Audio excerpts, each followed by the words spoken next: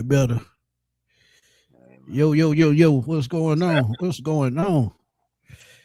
Final game of the season, man. We gonna rock out with y'all one last time, man. So y'all come on in and join us, man. Let's have some fun right quick, man. Falcons ending the season with a win. Y'all see it up there. Y'all see the topic. I want to welcome y'all who watching on Twitter, man. Welcome y'all in. Come on in.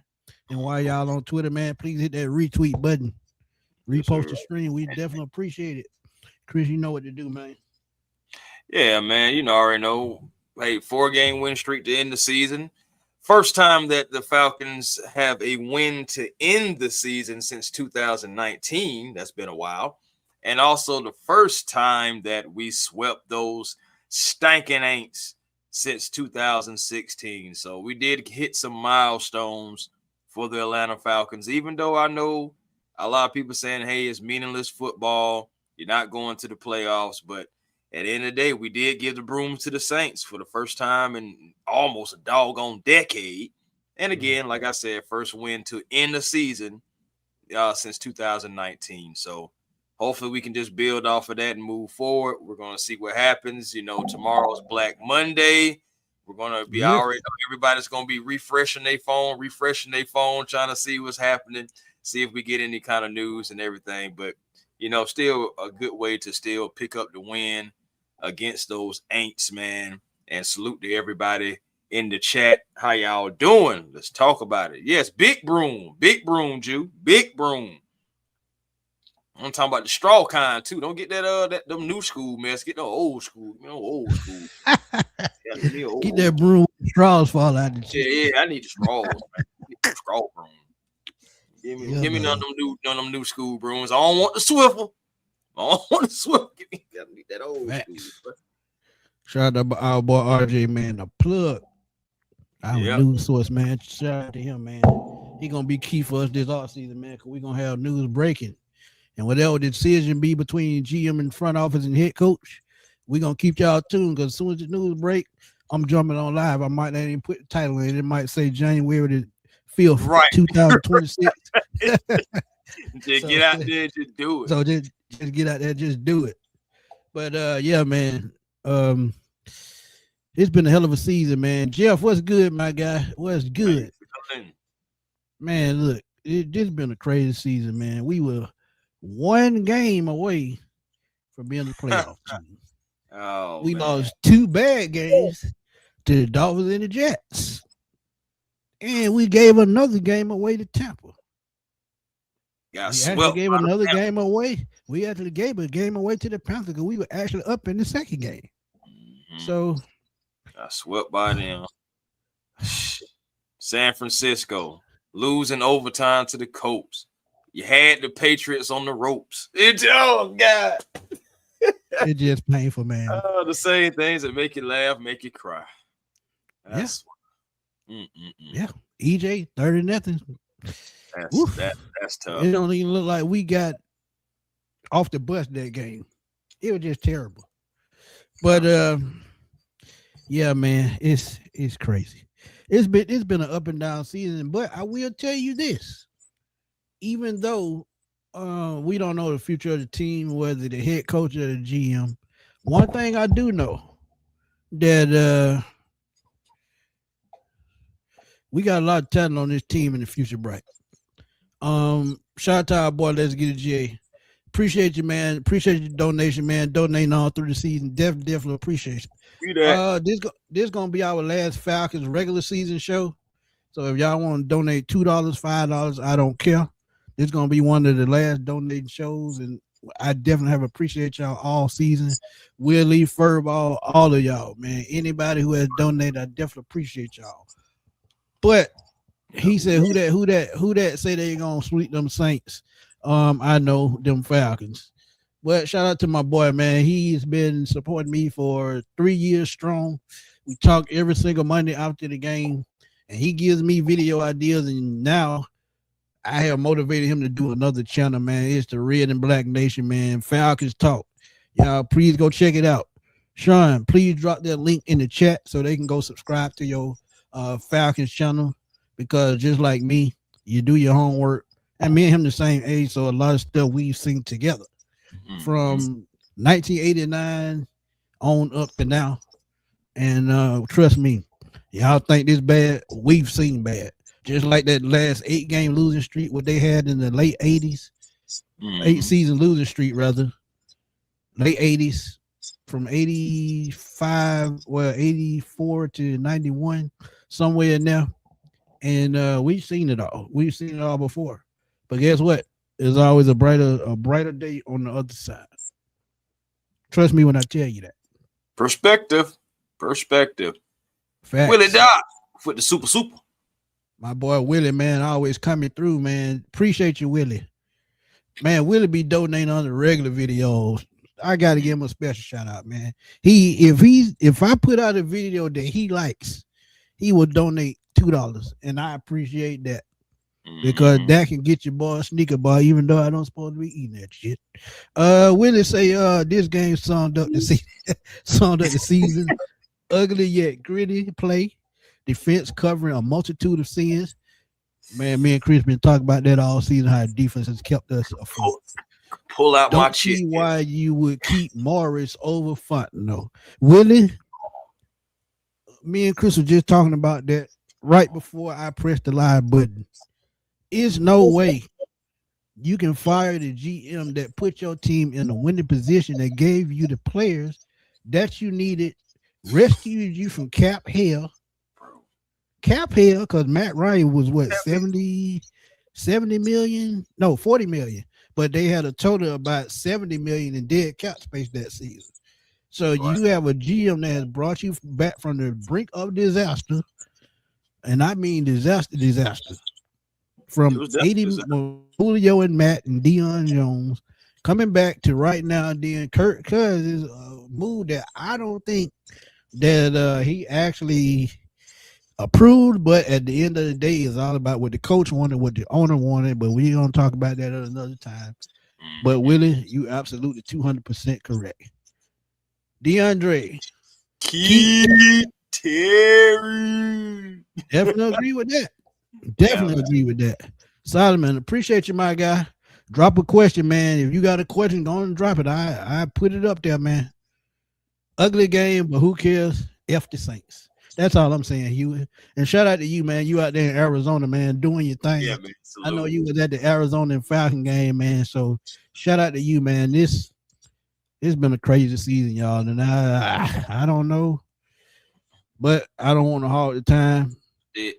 I did talk to now I'm about to say I did talk to Terry though, man.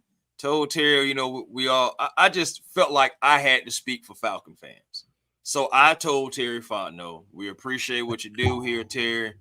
We appreciate, the draft picks. We got 4 starters, and we would like to still have you here in Atlanta to see what you can do going forward. And he appreciated that, appreciate the support, the love. Loves Atlanta, loves the Falcon fans, just understands that, we need to start winning. Yeah, that's point blank period. Yeah. And if y'all don't know, Chris was working with CBS today, and Fox today. Mm-hmm. And he got chill with Stink, and that's Mark Slater, if y'all don't know. So he got to talk to a lot of the players and the GM after the game. So shout out to him, man, because one thing about it, man, Chris be out there working when he working. So shout out to him, man. Shout out to trying to rub elbows, man. Never know where this thing can go, So facts. And like my grandma used to say, you don't know if you don't open your mouth. And that's the God's truth. Mm-hmm.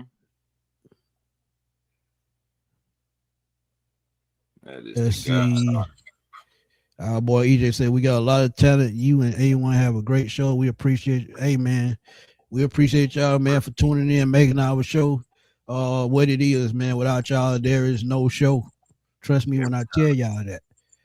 My boy Jeff say, wish list for next season. Head coach, quarterback, nose tackle, corner, wide receiver. Then we will win. But you name the most important thing at the first one. Got to wait to see what they're going to do with the head coach, man, because I think a lot of it's going to have to do, and we talked about Terry Fontenot as well. I think it depends on what they want to do with the GM position. Yeah, they say Raw is safe, but what if they hire a GM that comes up with an idea that they just can't turn down because they're going to stick their hand in the pot? what if that new GM said, man, look, I got a guy that I think can come in and do work wonders with this offense and keep this defense together. And I think I can work with Mike Penny when he comes back, whenever that is.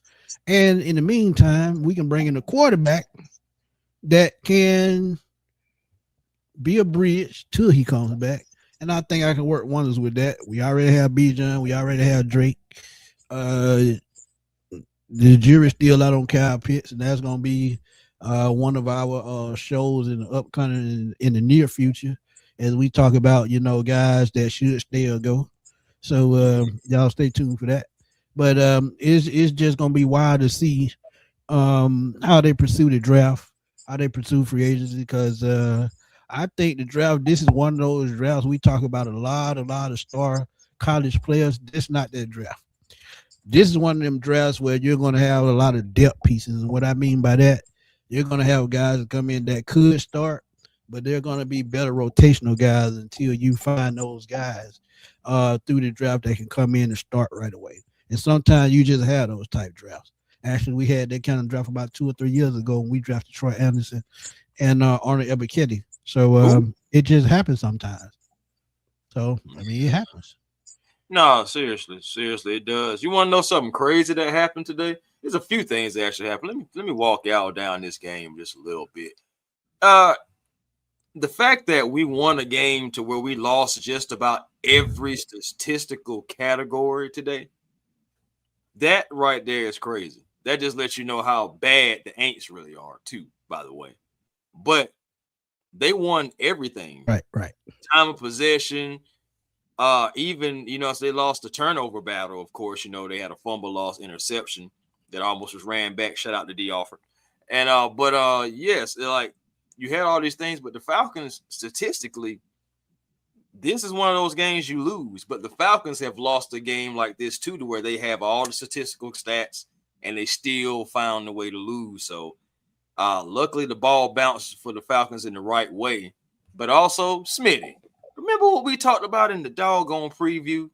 How come Bijan Robinson only got 15 carries, but only 33 yards? I only averaged 2 blocking yards per carry. So my point is piss poor blocking and play calling. Same thing we've been talking about. So my point is he didn't even get the 55 yards the 45 yards that was 55. Yeah, the 55 yards that was necessary to get over 1,500 yards this year.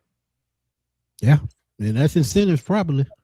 That's what we talked about that for a week straight. Incentives, and that's probably one incentive. You get 1,500 yards, you get such and such incentive bonus. And a lot of players that I've been watching around the league all week, a lot of them had bonuses tied into this game. I think it was Juwan Jennings, if I'm not mistaken. He gets such and such yards. He gets an extra 250. Plus, if he gets excess amount of receiving yards, he gets 500,000 more. So he has $750,000 tied up into one game. And believe me, I don't even think he reached it. So Juwan Jennings had 3 catches for 61 yards. He had 5 targets, but he had 3 catches for 61 yards. See what I mean? Man, friends, thank you for the donation. Truly appreciate it. Chris, DeAndre said, make sure you always tell the Falcons to subscribe. Oh yeah. Could they be on? So we got one wish list right here that says by my boy Solomon. This is what he wants to see. Wide receiver, cornerback, right tackle, left tackle. So basically offensive line, but Solomon, I'm gonna take it a stretch further. I think you got to go out and get a solidified veteran center this offseason. Because it's no knock to Ryan Nuzil. Ryan Nuzil to me is better as a backup. And he's a spot filling guy. But just like you remember, we went out and made a move for Alex Matt trading from Cleveland. You got to go make that type move to solidify this offensive line because you have Bijan Robinson point blank period. And Tyler Linderbaum, if he doesn't re-sign with the Ravens, that would be a guy. And I heard Birdo and Kev talk about Tyler Linderbaum a couple of weeks ago. And that was an excellent idea because you think about the impact that Alex Mack made. his very first season with the Falcons, we ended up going to the Super Bowl. And he was the anchor of that offensive line. He was for about 5 years. He So commanded. you go find that anchor on the offensive line. I think you change the dynamic of this team, you change the dynamic of the run game, you control the clock, all that good stuff. Because one thing about a center, if he's the anchor and he knows what he's doing, the offense is pretty much going to, run like clockwork. And it usually works like that. And we had one of the best offensive line coaches, even though our offensive line did not seem like it was performing this year. Dwayne Lefford is still that guy. Nah, it was. He's still that guy. I think they had a better second half overall than they did first half. Even though I know that we lost Michael Penix in the second half, I'm just thinking about the total body of work. I feel like they did a little bit better in the second half, but what's happening to family and everything. But at the same time, you look at it, that offensive line is important. I think Jake is coming back. Jake still looks like he has some spring in his step, and I was just, kind of like watching how he's moving, even after the game, and and then even when he came back out for a moment with his family and everything like that, Jake still looks like he's moving well. So I don't think he actually wants to slow down just right now, but we do have to eventually start addressing the need, because look, we didn't do that with Matt Ryan in his career. Going to get an actual quality quarterback that, to be behind him and learn behind him. You don't want to wait too long on Jake Matthews and not have somebody in place, even though it could still be Matthew Bergeron. Keep that open in mind too. Even though I want to keep him where he is at left guard, he still could slide over to left tackle depending on what left guard is available. Think about that. Again, they could bring in the right tackle next year, even though McGarry is still going to be here. That's true. He can be groomed up under McGarry and still slide to the left side once Jake Matthews is gone.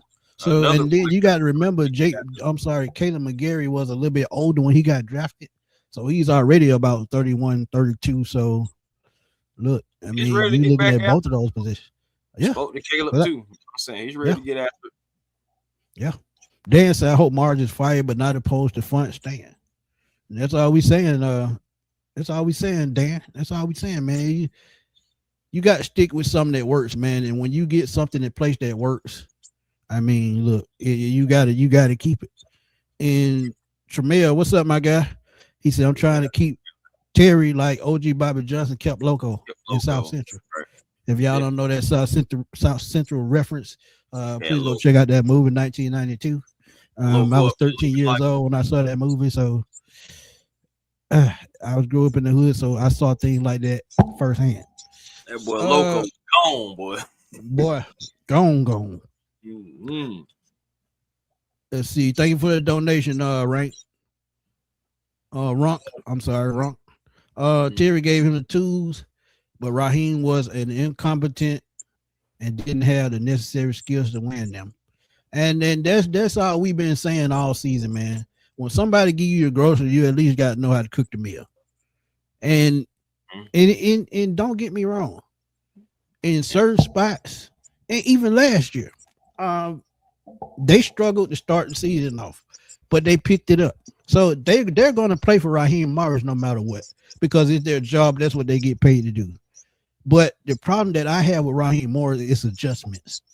When you can't adjust during the game, and I saw it today, the Lions were beating the brakes off the Bears 16-0. And guess what? Ben Johnson did not bend. He did not fold. They fought all the way to the end. They did lose by a field goal. But had they not got off to that slow start offensively, they probably run Detroit out the building. But see, sometimes games like that going to happen. So, again, like I've been telling y'all, the reason why I feel like the Falcons did not succeed this year is because of Zach Robinson. It goes deeper than his play calling. It goes deeper than his scheme. It goes deeper than. But what did I say? I'm going to just put it like this, Chris. As I tell y'all all the time, sometimes the offense got to pick up the ball when the defense is not having a good game. Because if y'all seen all season, the defense has carried this team for a majority of the season. It's only probably about 2 games that I would say that the defense did not carry us. Any other game they did, even in losses. So Raheem needs a offensive coordinator that can carry him when he have an off day. This is why I always said this is why you need veteran guys as coordinators outside of these young guys. Let them be position coaches first before they take that step. You can't just thrust them into a head spot because 9 times out of 10 they're not going to be ready for that pressure. That's all I'm saying. Well, you got to be able to. You got to know how to. Well, the thing about it is, it's not just about play calling. You got to know how to command your offense. Correct. As an offensive coordinator, regardless. And then, most of these guys that be pass coordinator or game plan coordinators, and they come in and they call offense, and they're used to organizing plays. It's not necessarily the offense, and that's what they have to have full command of, and it's just not there. It is not there. But what did I say? And after week 1, when we lost to the Bucs, and we were talking about what's going on, of course we talk about Young Way Cool. That's obvious we're talking about that. But even within, I said, Smitty, in week 1, the magnifying glass is going to be on Zach Robinson the entire season because now Jimmy Lake is out the way. Yep. And now we're at the end of the season, and don't nobody like anything that Zach Robinson has put on the plate and put on the table for us. We have players cussing out coaches on the sideline. TJ Yates, Zach Robinson, both of them, Drake London giving them the business. I'm just saying, like, we have that. You've seen Kirk Cousins cussing these players out. You just seen all these different things. Like, that has to be taken into consideration. It just does. You know what I mean? Yeah, that's true. My friend said we're always looking to next season. I want a season where we trust our coaches lead us to win the season. Not only the player deserve it, but we as fans deserve it as well. And that's absolutely true. And another thing, man, that, we've been seeing later in the season that we should have saw throughout the season. We should have been seeing these superstar offensive players thrive together.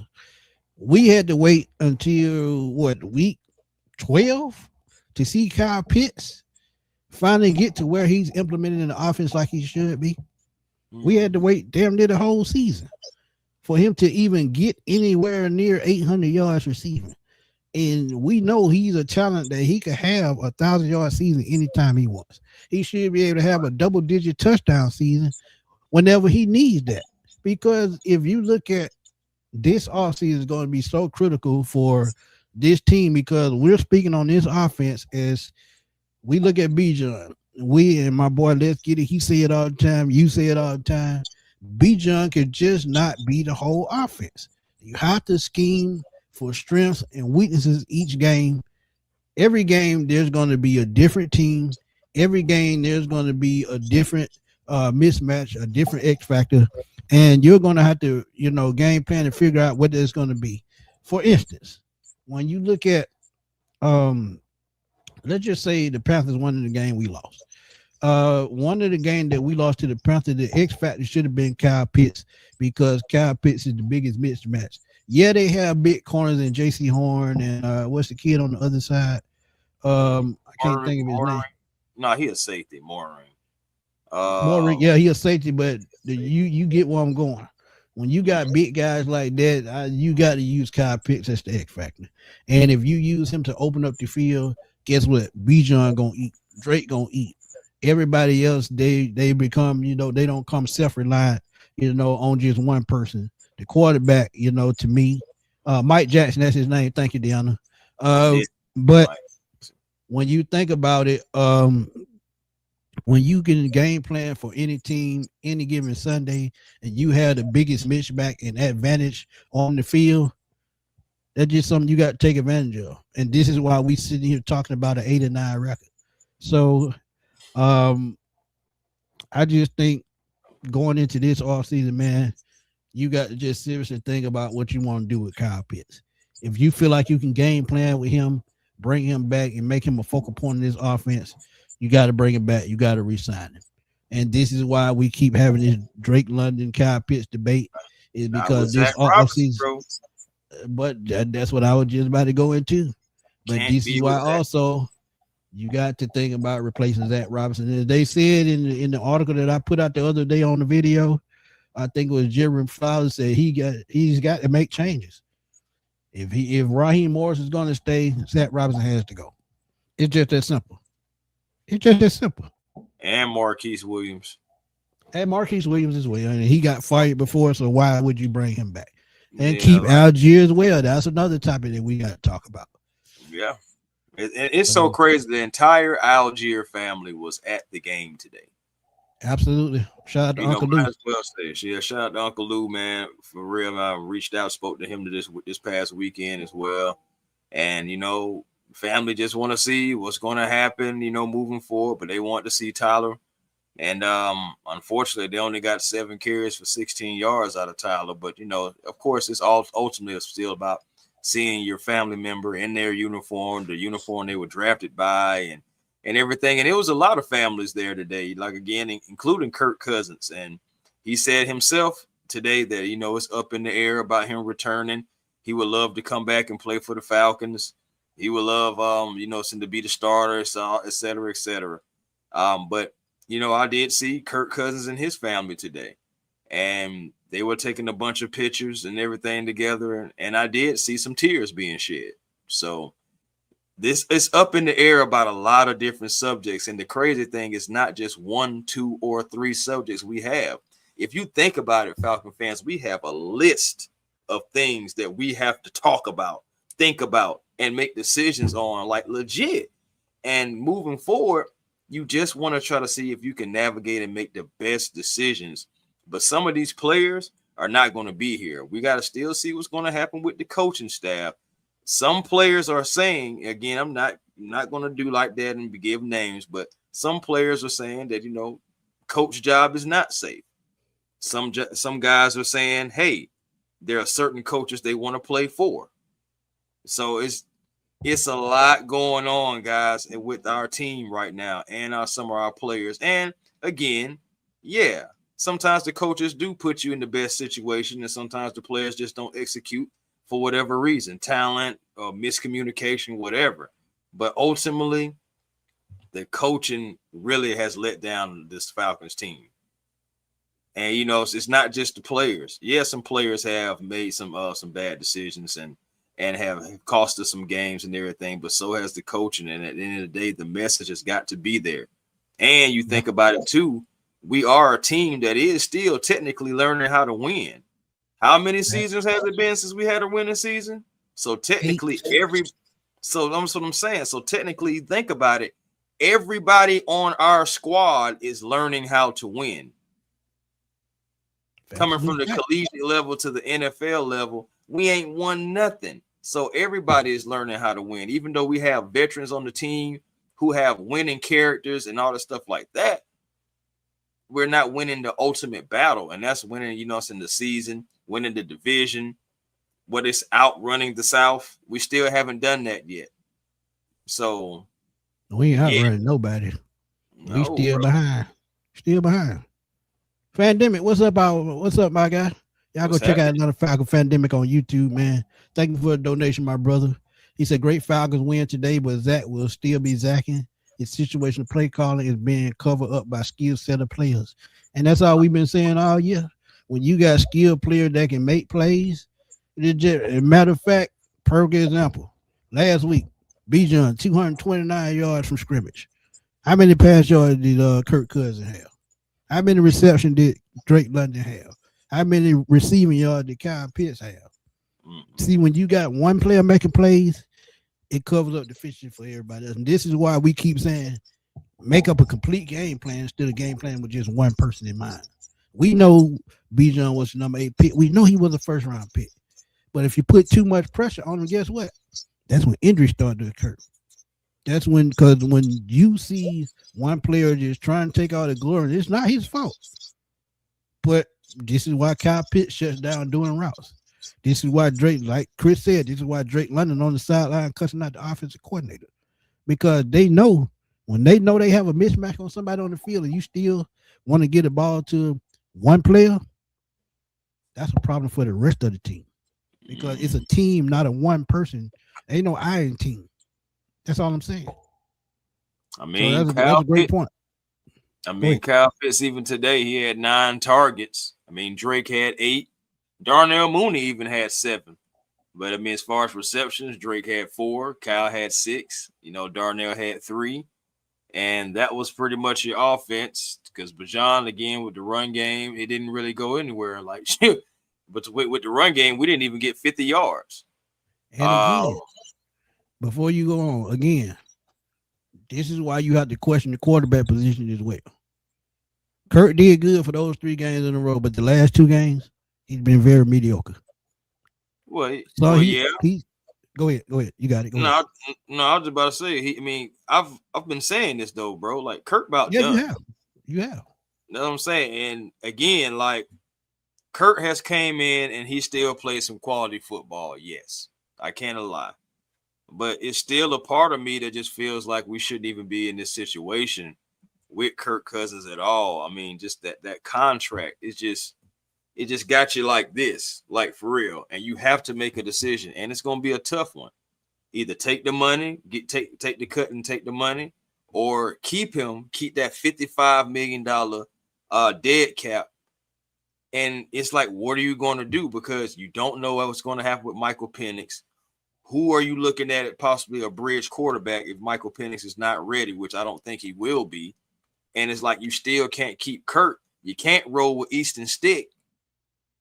So it's again that list. that name popping up again because I was, on vacation last week, but 2 or 3 days that I was doing reading, Kyler Murray's name kept popping up, and then guess what I see yesterday? Mm-hmm. They don't expect him to return to Arizona. They don't. So that's a name depending on who's the GM, what the coach want to do, and who they're going to put at the offensive coordinator. Y'all got to remember too, Cliff Kingsbury, I don't think he returns to Washington. He could be an offensive coordinator target for the Atlanta Falcons, and guess who he coached in Arizona? So look, this is going to be an offseason that's going to be tricky. But y'all know it's Sunday. Fans got to come in and talk to let off some steam. Final game of the year. What we want to do, we want y'all to come in and give us y'all thoughts on the season or what y'all feel like the Falcons got to do this offseason. Mm-hmm. So y'all come in, talk to us for a minute, and let us know what y'all think. And hey, we showing y'all appreciation for tuning in, showing us love, and coming in and talk to us on Sundays because some Sundays, I'm gonna be honest with y'all, I'm out of it. I be so pissed, I don't even be want to talk. But when y'all come in and talk, it pushes me to talk. So now y'all come in, give us y'all thoughts on the 2025 season, what y'all expect in 2026, either or, and let's just talk, man. We got a little while. We've been on 30 minutes. We got a little while. Mm-hmm. But y'all just do keep in mind, we're probably most likely going to have people in the back. What's up, Smith? What's up, man? I ain't gonna be here that long. It's gonna be 1 minute, man. Okay. What we got to do, man? First of all, we got to clean house with Marquise Williams and Zach Robinson got to go. But on the defense side, I'm keeping Jeff Ulbrich and Nate Ali and what's his name? What's the defense coordinator? Secondary. Nate Ali. Yeah. Not Nate Ali. The secondary. I'm keeping them, but everybody else on the side, like TJ Yates and them, and stuff for Chris. Let's need to clean house. I think we need to clean house and moving forward, we need to just go ahead and try to get Kyle Murray, and like you said, get us a better offense coordinator. But I still want Raheem fired. Fired, but who knows? So we got to see tomorrow. But that's it, man. Fellas, Happy New Year's, and y'all stay safe. God bless. I'm out. Happy New Year, my guy. Appreciate you. Happy New Year too. All right. Happy New Year. Man, what's up? Before we go on, I agree with Kyler Murray 100%. But we got to keep in mind he's still on the contract. Now, if they release him, he could sign a Russell Wilson type deal for a year or two, and you can bring him in to be a bridge guy. But if he works out, and you go out and find another receiver to pair with Drake London, or if you bring back Kyle Pitts, I think it's a match made in heaven. Now, the only thing that I will say is the way they misused Marvin Harrison Jr. was despicable. You got a number 4 pick. He's pretty much in a Kyle Pitts situation where they don't know how to use him. So I would expect him to ask for a trade next year if it don't work out in Arizona. But what I'm gonna do, I'm gonna bring in Solomon as well because Solomon was on last time we missed his call. So Solomon, we're gonna start it out with you. What's up, my guy? You got a number 4 pick. Turn TV down. I say it's 2 Schmitties. I know. I'm in the background talking. I think you're a little behind. Hey, what's going on, guys? Hey, what's All right, going turn on? TV down for us. Oh. All right, can y'all hear me now? Yeah, I like to hear myself talk, but not echo. But go ahead. Okay. I'm struggling to hear y'all. But anyway, I'm not going to be on here long. Okay. I just wanted to basically say, like, for next year, obviously, as far as players are concerned, we need a franchise tag, Kyle Pitts, for next year at least. Let them prove it again, see if we can do that, like, have the same performances next year. From what I've been reading from like Albert Breer and Adam Schefter, it seems like Raheem is coming back, but I hope the franchise forces him to make changes, starting with Marquise Williams. I said in the comments, if Marquise Williams is on this roster by 12 o'clock tomorrow, that would be franchise malpractice. I'm sorry. So he needs to go. And I think they have to change the OC. Zach Robinson cannot come back next year. The offense has not been great this year. I felt like the offense could let us down big time this year in a couple of games. And I really feel that in order for Michael Penix's development, you need to bring a new OC. And I'm pretty sure there'll be quality candidates out there that we can bring in. Defense, you definitely got to keep Nate Ollie and Jeff Ulbrich. Whatever decision they make for tomorrow, you have to retain Nate Ollie and Ulbrich. They must stay on this team. Absolutely. Because what they did this year was incredible. And we got to make sure we retain them. But that's pretty much all I got, fellas. All right, son, man. I appreciate you, man. Thank you for tuning in to us, giving us great, feedback. We truly appreciate you, my guy. And we'll see you on the next live, man. Yeah. Hey, man, what you got, man? Hey, man, what's going on? Good, man? Appreciate y'all bringing me up. Man. It's always a good thing to be on with you guys. First and foremost, I know a lot of Falcon fans not going to want to hear this. But I really don't like the idea of bringing Kyle Pitts back. Mainly because there's not a good track record of people playing on a contract season and then coming back the following season and doing what they're supposed to do. I mean, it didn't matter whether it was here or even with another team. It's just not a good track record. And especially for somebody like Kyle Pitts, who really just didn't give his 100%, right? He hasn't been the same since his injury. And this is nothing personal against him. It's just what I'm looking at, how things progressed after his injury, right? Yeah. And he's not that same person. The way they had to, and you guys saw it in the OTAs, they had to work on him on his running and his taking off from the line, right? That means they had to change his stride, And when you go that far into a receiver skill set, there's something different, right? He's not that 4.4 speed he was. He's not that dominant figure that he was when he came. Than he was in his rookie year. Now, could he still be a mismatch? Yes, but he will not be a mismatch under Zach Robinson. He will not be that guy. Agreed. He's a big guy, but going against smaller corners, he can still be that mismatch. But under Zach Robinson, it just won't happen. Now, the other down part is you bring Kyle Pitts back, you have to franchise him. You have no choice. Because if you keep him and sign him, I'm not going to be happy about us paying him almost $20 million, to stay and get 3 or 4. Man, you think about it though. If you sign him to a franchise tag, it's gonna be $15 million anyway. Well, if you sign him to a longer deal, it's probably gonna be just a little bit more than that. Yeah, and I'm not the guaranteed money. Yeah, but the guaranteed money is going to knock that money down just a little bit. So Yeah. a lot of that will be incentive based, which is a good thing. If they put a Yeah. lot of incentives in there, a lot of that money they won't even have to pay. So that would be a Yeah. good thing. But the I mean, thing about I'm it, very well. I agree with you I to a was certain wrong. extent. Yeah. I agree with you to a certain extent that he's probably lost a step. But at 6'6", who can guard Yeah. that? Kyle Yeah. Pitts is his own worst enemy at the end of the day. Yeah. So Yeah. I agree that he won't work up under Zach Robinson, but I guarantee you, if they make a change to a guy like a Cliff Kingsbury, to a guy like a Mike McDaniel, but I think he's going to be another head coach in Cleveland. You Yeah. look at Kevin Stefanski, who could be a coach as well. But if they bring in somebody that's even competent as an offensive coordinator, Kyle Right. Pitts will flourish because you saw it. And Arthur Smith wasn't really that guy.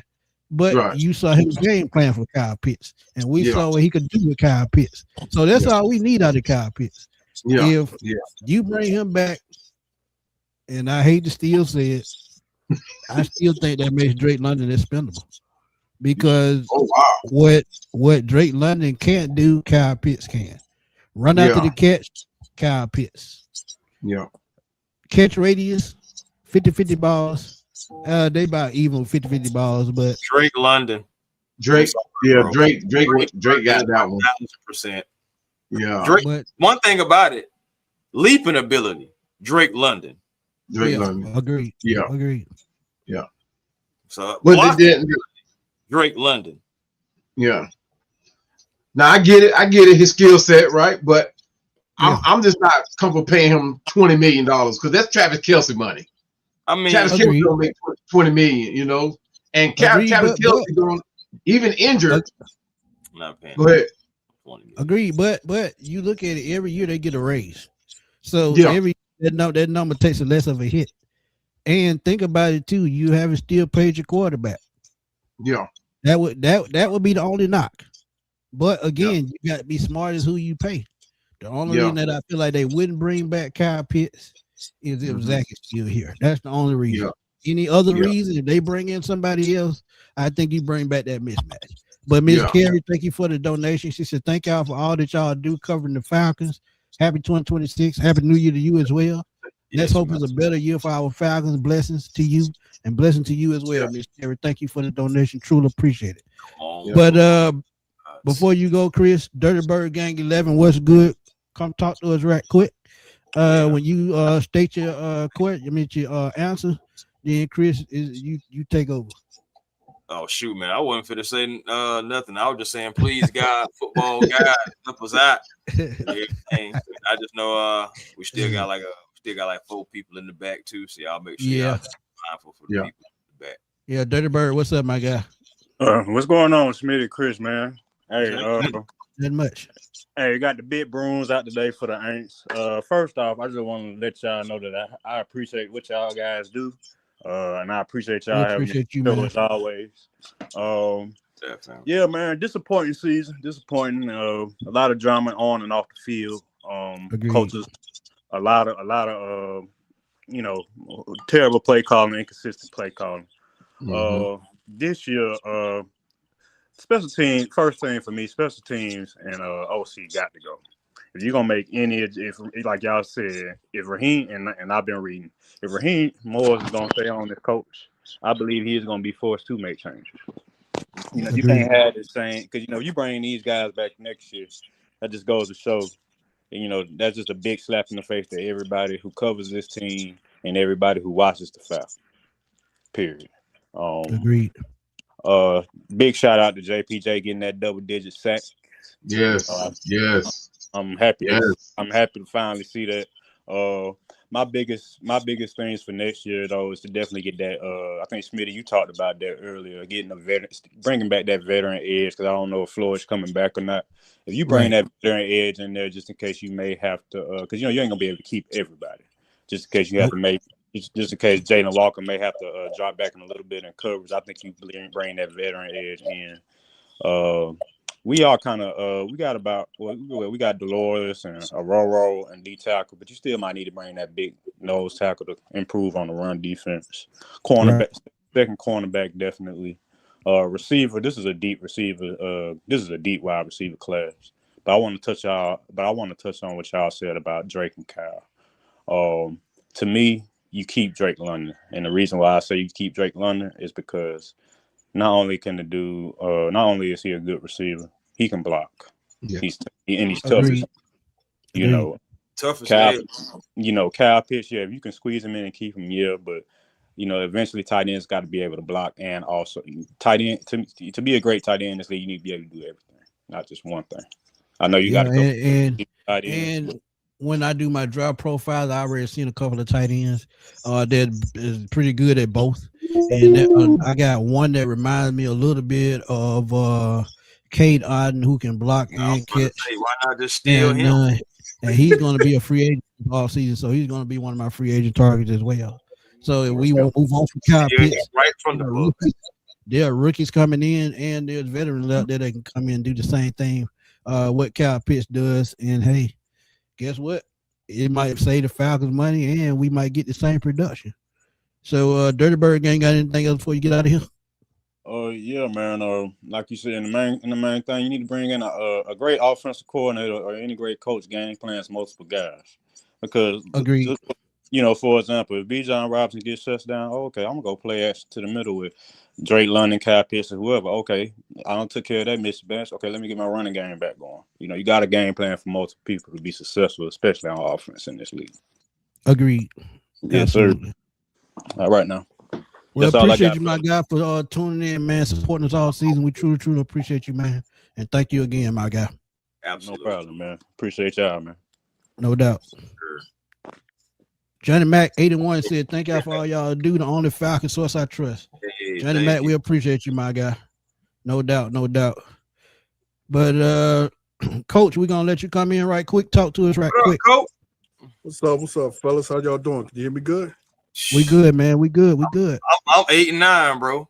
Yeah, man. It's you know, it's been a rough season, man, but it's over. So hopefully we get, you know, some semblance back next year. I know we always say that next year. But damn it, one thing I will say is I'm happy with I'm happy with our defensive side of the ball. You know, so yeah. Oh, now the defense, man. Listen, and I was talking to Mark Schiller today, and he even admitted himself like the Falcons' defense has been like one of the best things he's seen from the Falcons in many years now. So one thing about it, he gave respects and, you know, some credit to the Falcons and everything they're doing on the defensive side of the ball. Yes, I said in your stream before, and I've said it in mine and a few others. Mm-hmm. If we keep the nucleus core of this defense and these boys get better and better, of course, barring injury, I mean, you can't control injuries, but if we relatively stay healthy, this could be one of the best, like this could be one of the you know, premier defense you talk about, like your Bears defense, your Raiders defense, I mean your Ravens defense, your Seattle's defense. Like this could be one of those type defense. But real quick, talking about the season, I definitely disagree with anybody that say get rid of Kyle Pitts. The problem with Kyle Pitts is we had a quarterback who would not throw over the middle. That's where your mismatch of a bigger, faster, stronger tight end is really going to eat, is if you throw over the middle. And when he did get the ball over the middle, we seen him eat, you know. So I definitely agree with franchising him. As far as everyone else, you know, OC, of course, he has to go. Let me say this and let me make it clear. I am with everyone who say Raheem deserves to be fired. I am with that. But my position has always been we cannot continue to have coaches come in here 2 to 3 seasons and then leave because you're not going to get a coach worth anything that is going to want to deal with that. Like, you got to give these coaches at least 4 years to turn the ship around. Again, listen to me, people. Raheem absolutely deserves to be fired. The fact that you had 2 failing coordinators alone, clearly a failing wide receivers coach because you fired him, a failing special teams coach, like all of that deserves to get fired. but we cannot, as a franchise, continue to Arthur Smith 2 years, 2.5 years, well, 3 years, 3.5 years. You cannot keep this carousel of coaches going on and on and on, because let's say tomorrow Mike Smith gets fired. He gonna look at that and be like, hell no, y'all gonna fire me if I don't take us to the Super Bowl or playoff in 2 years. I'm out of there. Nah, I'm gonna go somewhere where I can really build my team, and it may take 3 to 4 years. You know what I'm saying? Like, I hate that he was hired, but now that he is with people, we have to give him time to right the ship. Do I think he's gonna do it? Hell no. And then you're gonna say, well, then why keep him? Because moving forward, you want someone here that is worth the salt, or else you're gonna keep getting retreads and first timers. And I'm over that. But coach, I've also said he put himself in that position. He did. You're absolutely right, Smitty. When you put 2 young coordinators behind you just because you think you know everything, you don't want nobody to oppose nothing you say, sometimes you can put yourself in a bad position. Now, just like he went out and made the switch to Ulbrich, who he also had defensive coordinator when he was named interim coach, he can also go out and find an offensive coordinator and come in and do the same thing. The only thing is, will he allow that offensive coordinator to bite back? And what I mean by that, oppose him when he sees something that he's doing wrong. Because we don't really know if Jeff Ulbrich is doing that. What did Tina Turner said? Young or whatever. Because why did you just hire experience from the beginning? Why are we wasting years and talent?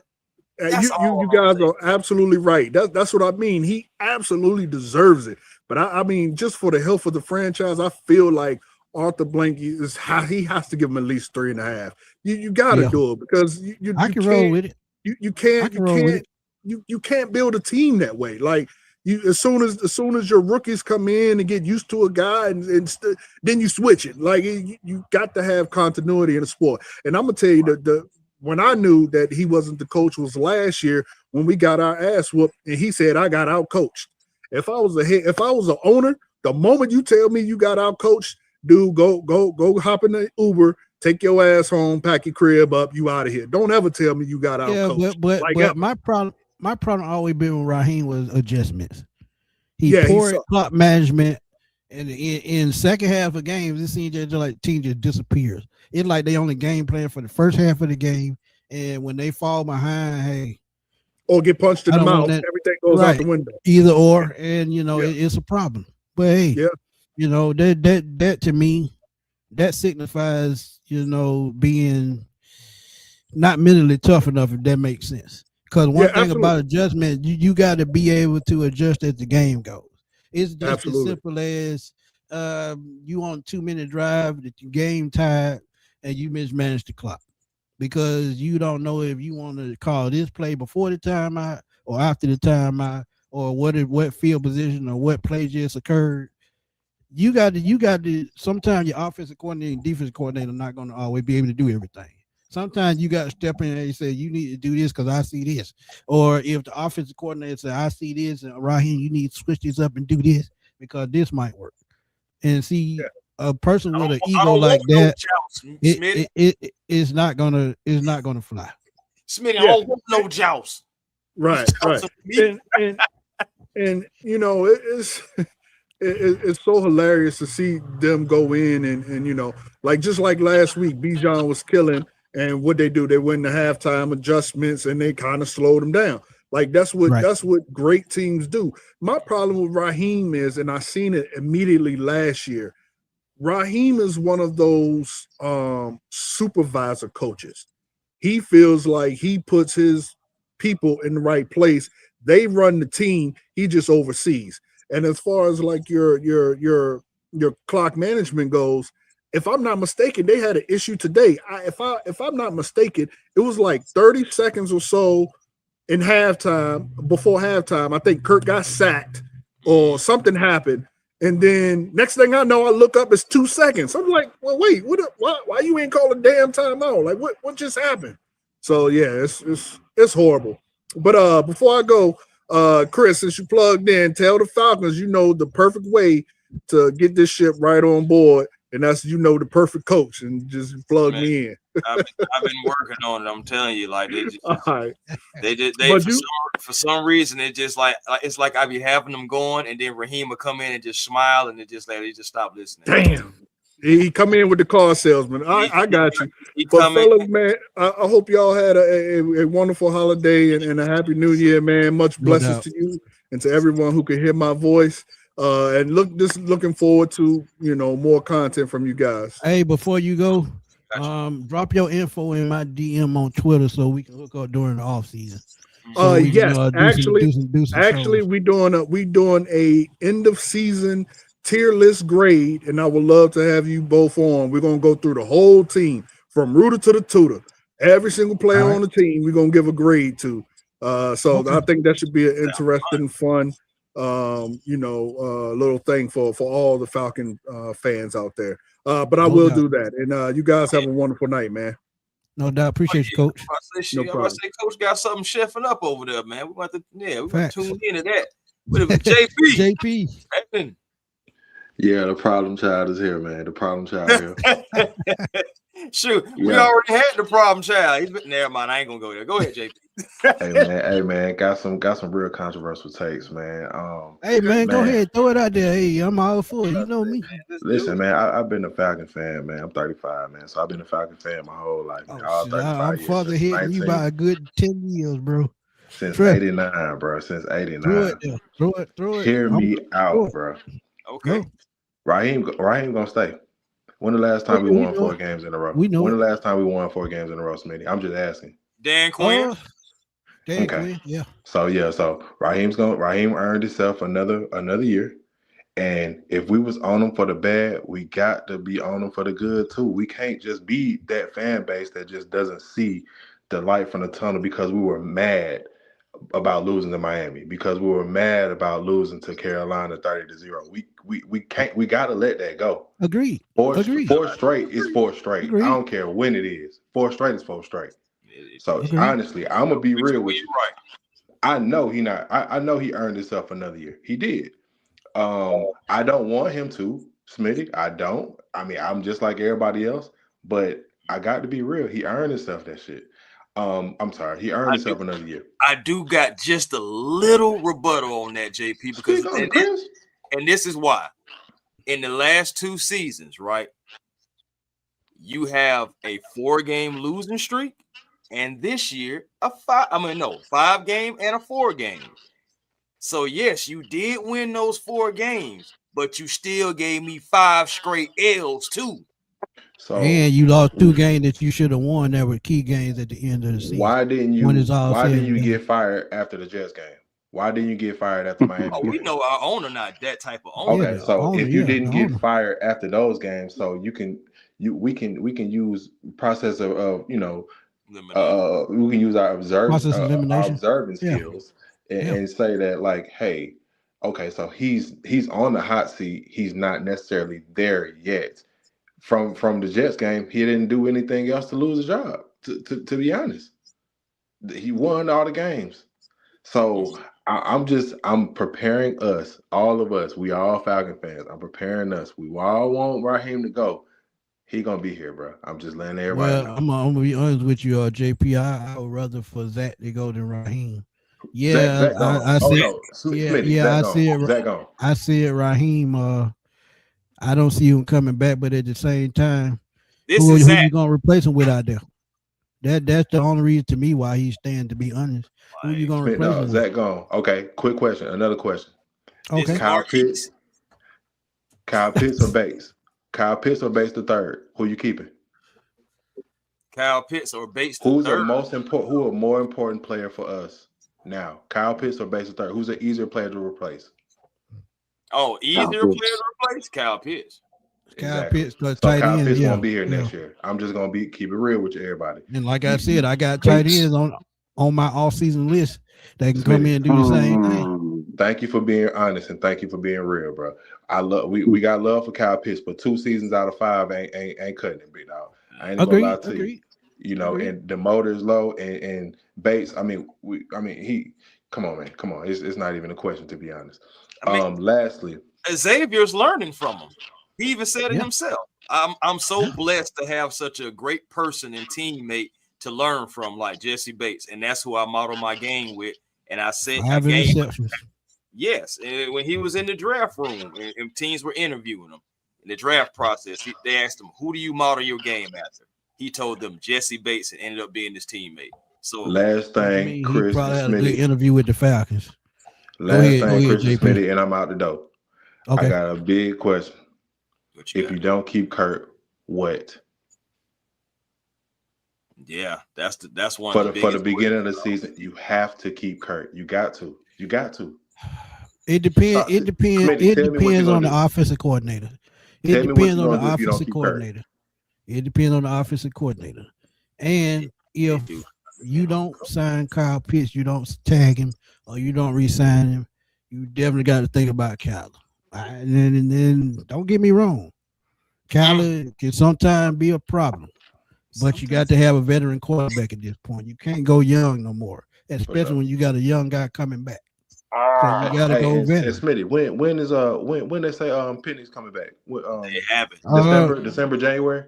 They say 9 to 12 months, but I'm saying entire 2026 season, and that's just my opinion, because even though he's back, at the facility trying to start rehabbing, I just still think, setbacks could happen. And I just think if you get a veteran in here and he's having a decent season, you can't disrupt that. You can't. Hey, God bless y'all boys, man. We appreciate you, man. Smitty, Chris, man, y'all boy been holding it down for a long time, bro. We appreciate you, big dog. Hey, no doubt. Appreciate you, JP. Well, appreciate y'all. Tony, tell us something, man. Let me get these super chats out the way. I was feeling behind a little bit. Okay. Zulu Shaka, what's up, my guy? He said the Falcons may have. What's up, brother? It's a little bit of a delay, man. So y'all bear with me, man. It's a little bit of delay in the feed, but okay. But shout out to y'all boys, man. Give me a second, Tony. But yeah, Shaka, appreciate you, my guy. Thank you for the donation. I got 2 more. Yeah, y'all put out good content, man, and I've been following y'all all year. I always tap in with y'all boys, man. So I appreciate it. Facts. Appreciate you. Meat, what's good, my guy? I will keep up the great work, man. I'm trying to, get better every off season.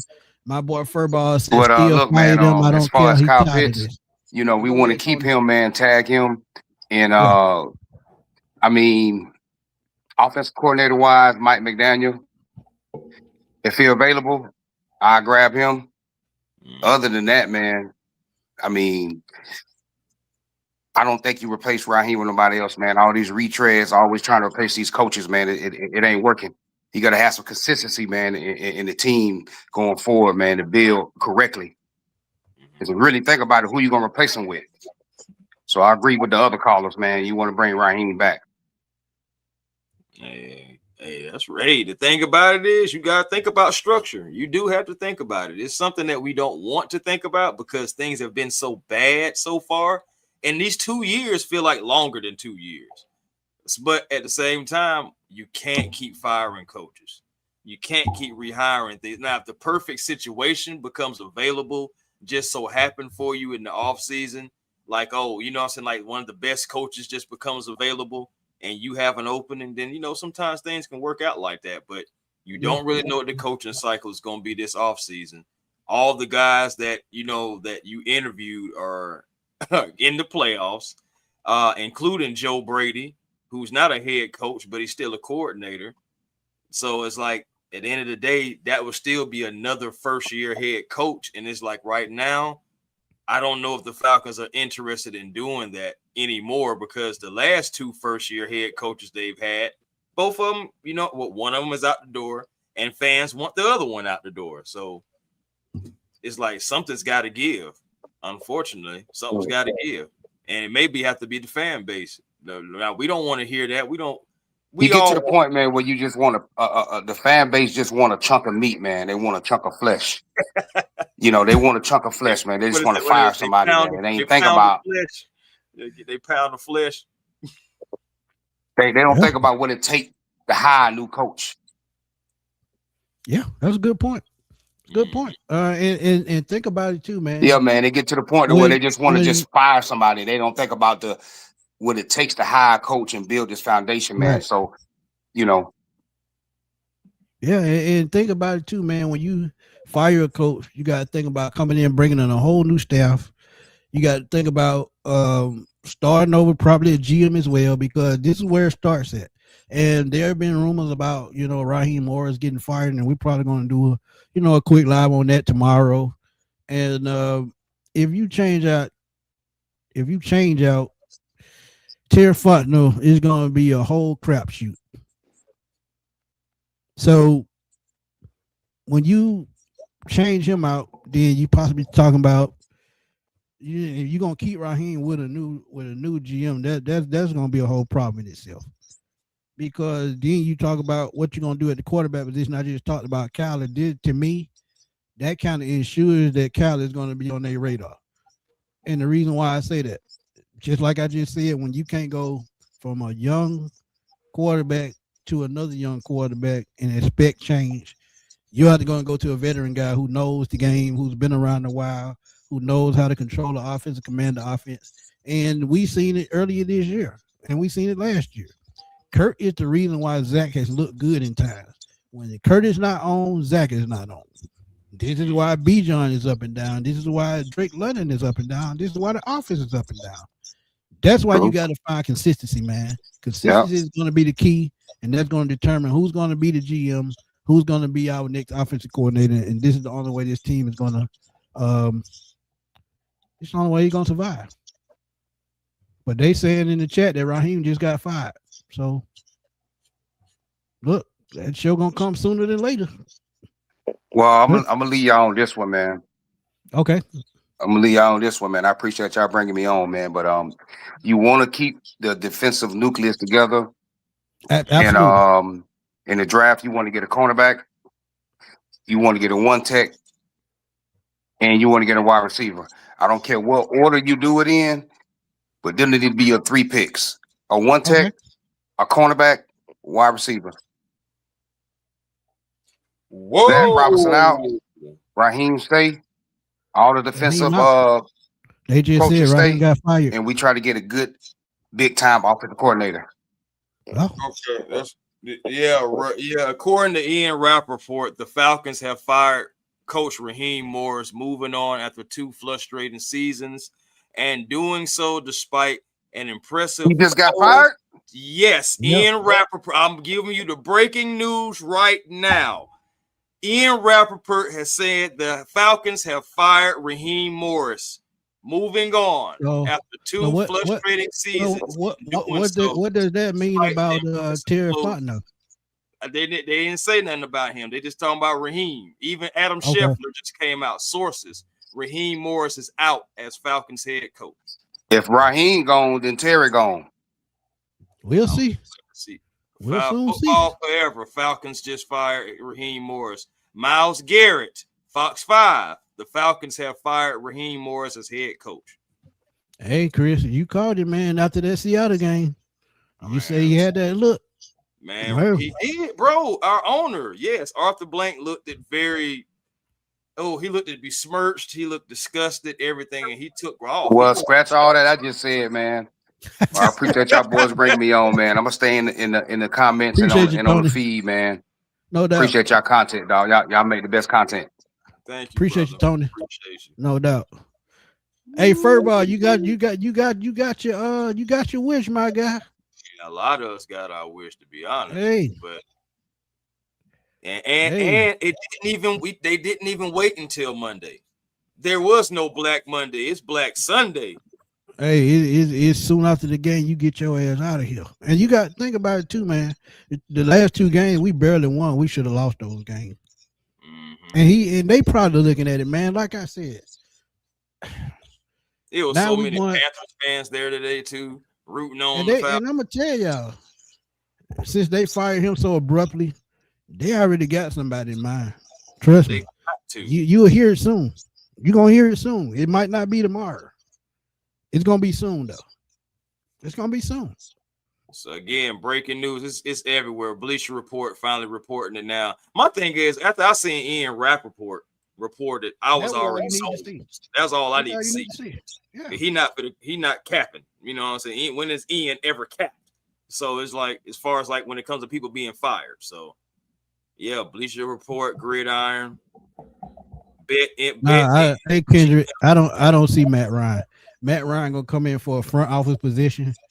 Ain't gonna be coach, but he gonna get to the point where he's getting, trained by these other guys, and he's gonna eventually be the GM. I can see that down the road. Mm-hmm. Yeah, man. Meet Washington said you seen it at the press conference. He knew that was his last game as head coach for the Falcons. I mean, look, you saw him the last couple of weeks saying, well, we got to do this for next year. We got to do that for next year. He got to do that for PR purposes. So when you have to do that for PR purposes, guess what? 9 times out of 10, you finna kick the can down the road. Mm-hmm. But let's see.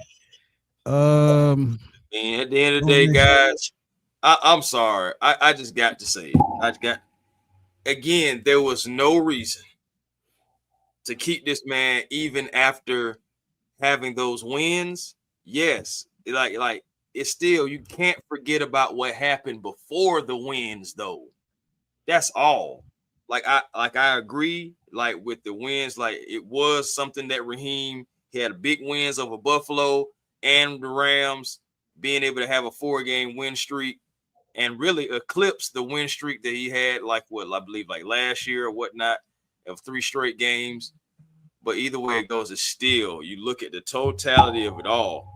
You got to look at the entire body of work in 2 seasons, and it just didn't cut it. Yes, some of the players are part of this as well. Ultimately, it comes down to the coaching. That's where it ultimately comes down to, the coaching. Hey, my bad, bro. You tried to fire me too. I just cut out just like that. Damn, they fired you too, bro. Let's see if I can find anything about. Terry Fontenot has just. Terry Fontenot has just been fired. The Atlanta Falcons are firing GM Terry Fontenot, triggering they got changes after they got a plan in place. They got a plan in place. Trust me. And y'all got to know, man. One of the guys that they brought in from the firm that they hired to look over things, one of the guys that they brought in was Rick Smith. He applied for the job for Falcon GM. So since he's already here, if his name pops up as a new Falcon GM, just don't be surprised. But they got a plan in place. They got a plan in place, y'all. Trust me. And you could, but could you really blame them though? And I keep telling y'all, I understand because I'm with y'all. Terry has did a damn good job. But at the same time, like Chris said, 5 straight losing seasons, and what GM can defend that? No one will keep you. Okay, I don't care. There is no Fortune 500 company, no major company that's ready to do good business that after 5 years of you being there, they don't see an improvement. It's just like, I'm not even thinking about for what I want. I'm thinking about it from a logical business standpoint. If somebody is with my company and we do not eclipse the threshold of a certain goal at a certain time, correct. I ain't gonna lie. Correct. I'm just thinking about it. If it was my company, I'm trying to win too. So I can't allow you to continue to come here and just kind of like tread me along and push me along. At the end of the day, it's not personal, it's business. I do not like the fact that Terry Fontenot has been fired. I repeat, I do not like the fact that Terry Fontenot has been fired. But at the end of the day, it's a business. Absolutely correct. Hey. Oh boy. Man, that's a way to end the damn show. Ain't that something? Y'all got to know that I'm finna drop another video right after I get off the air. But Georgia Clay Dre, thank you for the donation, my brother. He said sorry to say, but we are about to lose Albrecht. Damn, Terry shouldn't have been fired. And that is the big thing. Aubrey probably only wants to coach up under Raheem Morris. And as I told y'all, I'm telling just set a franchise record for sacks. Bro, listen. I know how to keep Ulbrich here. And how you do that? You gotta hire Robert Saleh. Yep, they work together in New York. Damn good point. You got to hire Damn good point. Robert Saleh as your head coach. Yep. Hear me out. How you now. think? Hear me out. I'm just saying. They got a relationship. It's true. Ian Rappaport, it's true. Yeah. Fontenot's gone and Raheem. But again, where did you hear it? Right here with the pop-up boys, Smitty and Chris. You know what I'm saying? Man. Because we did it on a pop-up show. We did it on a pop-up show, and we talked about it the first time. It's crazy. We've been talking about it the whole show, and then boom. If you get rid of one, you might as well get rid of the other. Yeah. And the thing that pisses me off the most, off the blank hire both of these last two coaches. But Raheem got to take the fall for it, even though they lied and said that he was a part of the Arthur Smith hire, which I don't agree with, and I think it's still a lie. I don't even think he's part of the Raheem hire, even though they say he was. They probably told him, we bring him in, y'all work together, you deal with it. And that's the thing about having a possessive owner. We see it in Dallas with the Cowboys. Jerry Jones make the hire, you got to deal with it. Mm-hmm. That's what I'm saying, bro. Like, I'm not surprised about this at all. I'm really kind of like numb to it all because, bro, like we've talked about it. Like everything that is happening right now, we've discussed it. Yeah. So I'm not surprised at all. I hate it for Terry. Like, I really do. Yeah. What's up, man? What's up, fam? ATLGA, man. Y'all go check out ATLGA Faithful on YouTube, man. Help my boy get to them 1,000 views, man. Help him get there, man. He doing his thing. So y'all please go check him out. But yeah, man, me and Chris been on top of this for I know about a good 6 weeks. Cause we just knew. And y'all see me in I think it was who was Jason Lockenforer about 3 weeks ago. And he was getting reports out there that Raheem was good as gone. And look, he was right. I mean, he had the right sources. And even though we know he, sometimes falters with his sources, but this time he was absolutely point on he's good as gone. Long time too, Jason Lockenforer. Yeah, but so, yeah, I mean, woo boy, Jeff. I ain't gonna lie, this it's like it's a breath of fresh air, but it's bittersweet at the same time because on one side of it, yes, you're getting rid of Raheem Morris. Yes, you're ripping the Band-Aid off sooner rather than later. But you also losing your GM. You're also having to start all over again with a head coach and everything like that. And again, the only reason why I bring up Robert Saleh, again, they have that connection. Again, him and Jeff Ulbrich work together with the Jets, who are definitely a worse franchise than the Falcons, worse talent than the Falcons. Let's put that out there too. Right. So maybe with better talent, and if you guys want to keep the defense intact, because hopefully Jeff will stay regardless, but you never know who's coming in, and they may be like, Robert Saleh is a defensive mind. Think about the only downfall to it is Saleh is a defensive mind. That's the problem. If you're thinking about it, we got a young quarterback. We got a possible bridge guy coming in. This is why offensive mind makes sense as a head coach. And sometimes, hey, you got to deal with that. You got to deal with what comes along with it. But let's get it. This is what I've been saying for God knows how long. When you fire both of these guys, nobody is safe. So your favorite player that's on the Falcon team this year, they might not be here next year. Nobody is safe. The only two players that I think is safe are those 2 first-round picks from last year. Anybody else is off the mark because you think about it, you got to pay them. And you can 50-50 on Bijan because it all depends on still who comes in. So you can say 50-50 on Bijan. But everybody else, bro, like at this point, Falcon fans, from this moment forward, now that Terry Fontenot and Raheem Morris is no longer a part of the Falcons, start to think about what's going to happen to some of your favorite Falcon players. And we're not even talking about Bijan because some people like Caden Ellis. Some people like Jesse Bates, and so forth and so have you. So it just, let's see what's going to happen now. Yeah. I mean, and look, honestly, me and Chris, we've been prepared for this all season, man. We have. That's why we just kept nailing it to y'all, talking about it. And I seen some of y'all in the chat saying, man, how y'all know they're gonna get fired? I mean, we don't know what's gonna happen. Look at what's been going on in the last 2 years. I keep telling y'all, it started last year when we started 6-3 and it went downhill from there. Mm-hmm. That's when it started. We've seen that movie before. When you reach your ceiling, mm-hmm. Most of the time people know it. Because as I told y'all, when Dan Quinn made the Super Bowl, he was never the same. That was it. He was never the same. Tried to bring in Sarkisian. I mean, we got to the playoffs. Yeah, we won a playoff game. I give them the credit for all that. But at the end of the day, we still didn't get the job done. And then after that, we went down even further.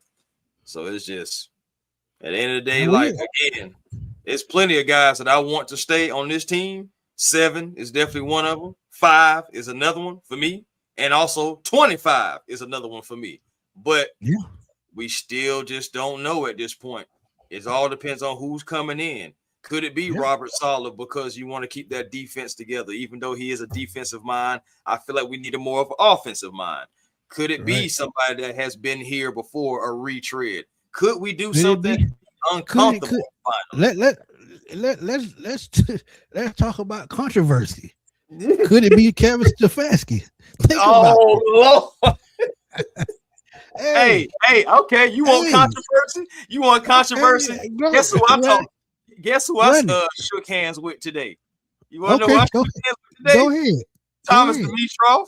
Okay, then. Hey, you got to walk off on that one. But well, look, y'all think we bullshit, man. Right, we not playing. Now we just not playing. But I'm not playing, saying, man. Look, I'm telling y'all. Anything can happen. Anything can happen. I keep telling y'all, nobody is safe. Y'all get me. Look, hey. He right there. Thomas Dimitroff went right over there, put his name back on the wall right after the Saints game. Because guess what? He brought it with him. I'm just bullshitting.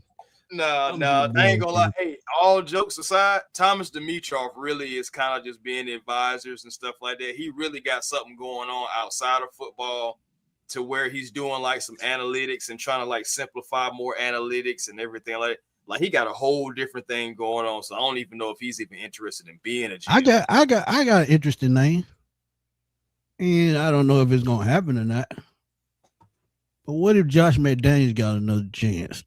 I know he hasn't done much, but guess what? They've been talking to Bill Belichick for the last 2 years, and I'm sure Bill Belichick done threw that name out there. And I think Josh McDaniels is a better offensive coordinator than the head coach. I may try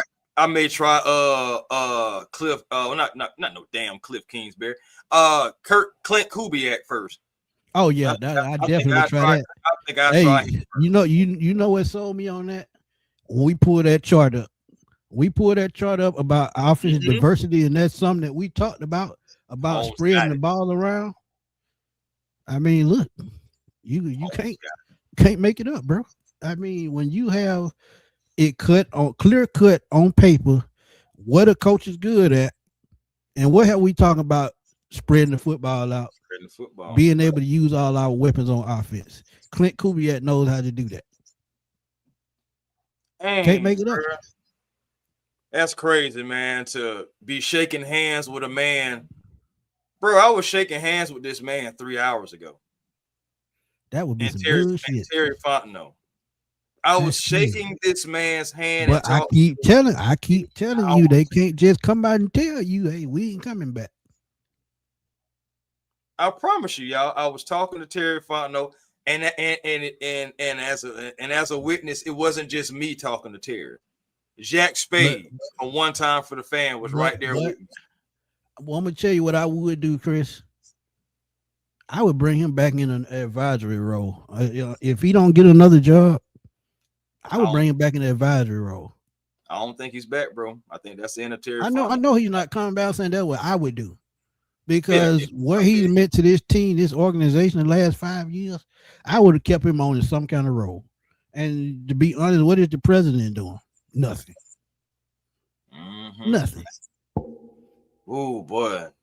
I'm seeing Flores, Tank Dog. Flores is a name you can watch. Trust me.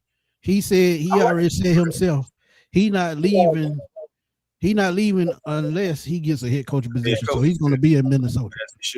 As he should. Another name. Okay. You got Flores. Dang, man. Mike McCarthy is a good one. Let's get it. He's definitely a good one. Offensive mind. Saw what he did in Dallas and Green Bay. Brian Daboll. I can see that one. I mean, offensive minded guy. You know. I mean, what was another name? What y'all? Dion. He still think Dion the candidate. I don't, bro. I've already had my ballot about that. You told me. I don't believe in Deion. Yeah. Monken or Joe Brady would be a good one. Monken or Joe Brady. That would be a good one. Because Monken pretty much run a wide. Go ahead. No, I was just about to say I like Joe Brady more. You about to say Monken? No, I was gonna say Joe Brady. Joe Brady. You saw what he did with Josh Allen. You also saw what Daboll did with Josh Allen while he was in Buffalo. Another name to go with Josh Allen is Kent Dorsey. He would be another good offensive coordinator. Good name. Yeah, so I mean, it's options out there. You just got to pick and choose, and what fits with what, and all that gonna come when you hire the GM. When you hire the GM, everything else gonna fall in place. And we all knew when they started talking about Matt Ryan, some shit was finna shake. That was a clear sign, because you just don't bring somebody in out of nowhere and think they just gonna sit back and just watch.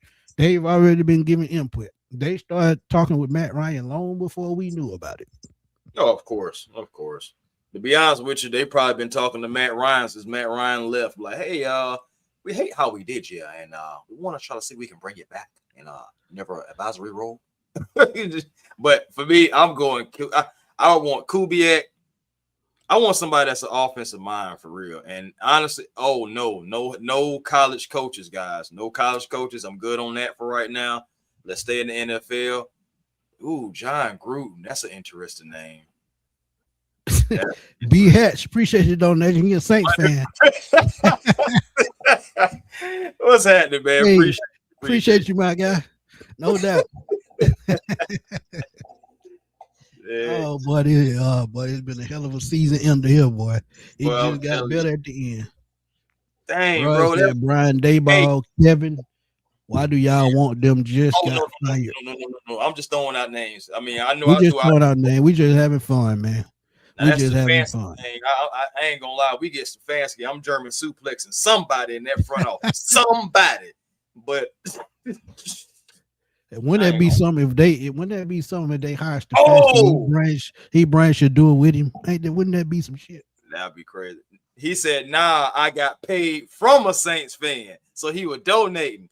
My guy. Yeah. That's what yeah. My man. Shout out to him, man. Furball, you got your gift, man. He said, "This for you. It came true. Let's go party." That's what I'm talking about, man. Look. Y'all done showed out tonight, man. Look.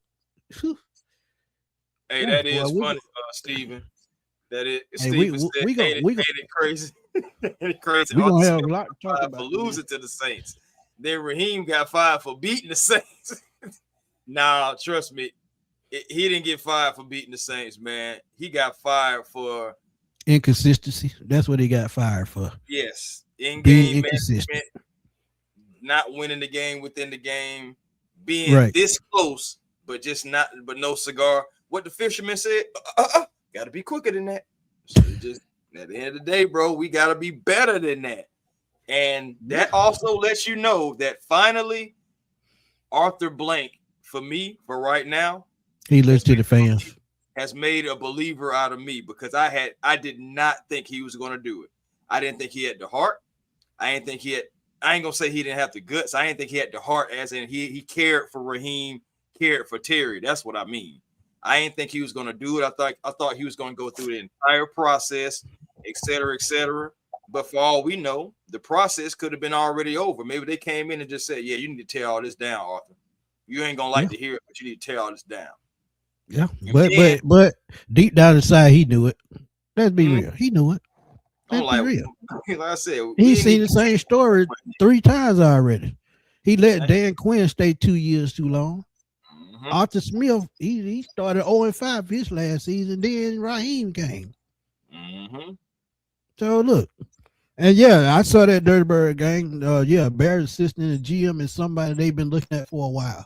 Because think about it, Ryan Poles was here as an assistant and a consultant before he went to Chicago. So it is ties there. So, but I mean, that's look, an interesting one. Yeah, Louis Riddick. Hey, Dirty Bird, I called about that about 3 years ago. You been following me? That name came up about 3 years ago. Yeah, that's somebody I was looking at. 5 years ago, before they hired Fontenot, Louis Riddick was one name that I talked about a lot. But didn't they interview him though too? They interviewed him. I made a video about it. They interviewed him. Yeah. See, I wasn't even podcasting yet. Yeah, that was about 5 years ago. Yeah, I was. That was actually my second year. I hadn't got monetized yet, but I did make that video, and it went crazy. Right. Yeah. So I mean, he interviewed for the Eagles job that year. He interviewed not the Eagles, the Redskins. He interviewed for that job. He interviewed for the Falcons, the Browns, and the Raiders, I think. And then get hired by, and he already had experience with the Eagles and the Commanders organization. So it's head scratching to me as to why he hadn't got another GM job yet. I'm baffled by that. Yeah, Jermaine, Terry, and Raheem are both gone. It was a package deal. Remember, we told y'all they were tied at the hip, and they really were.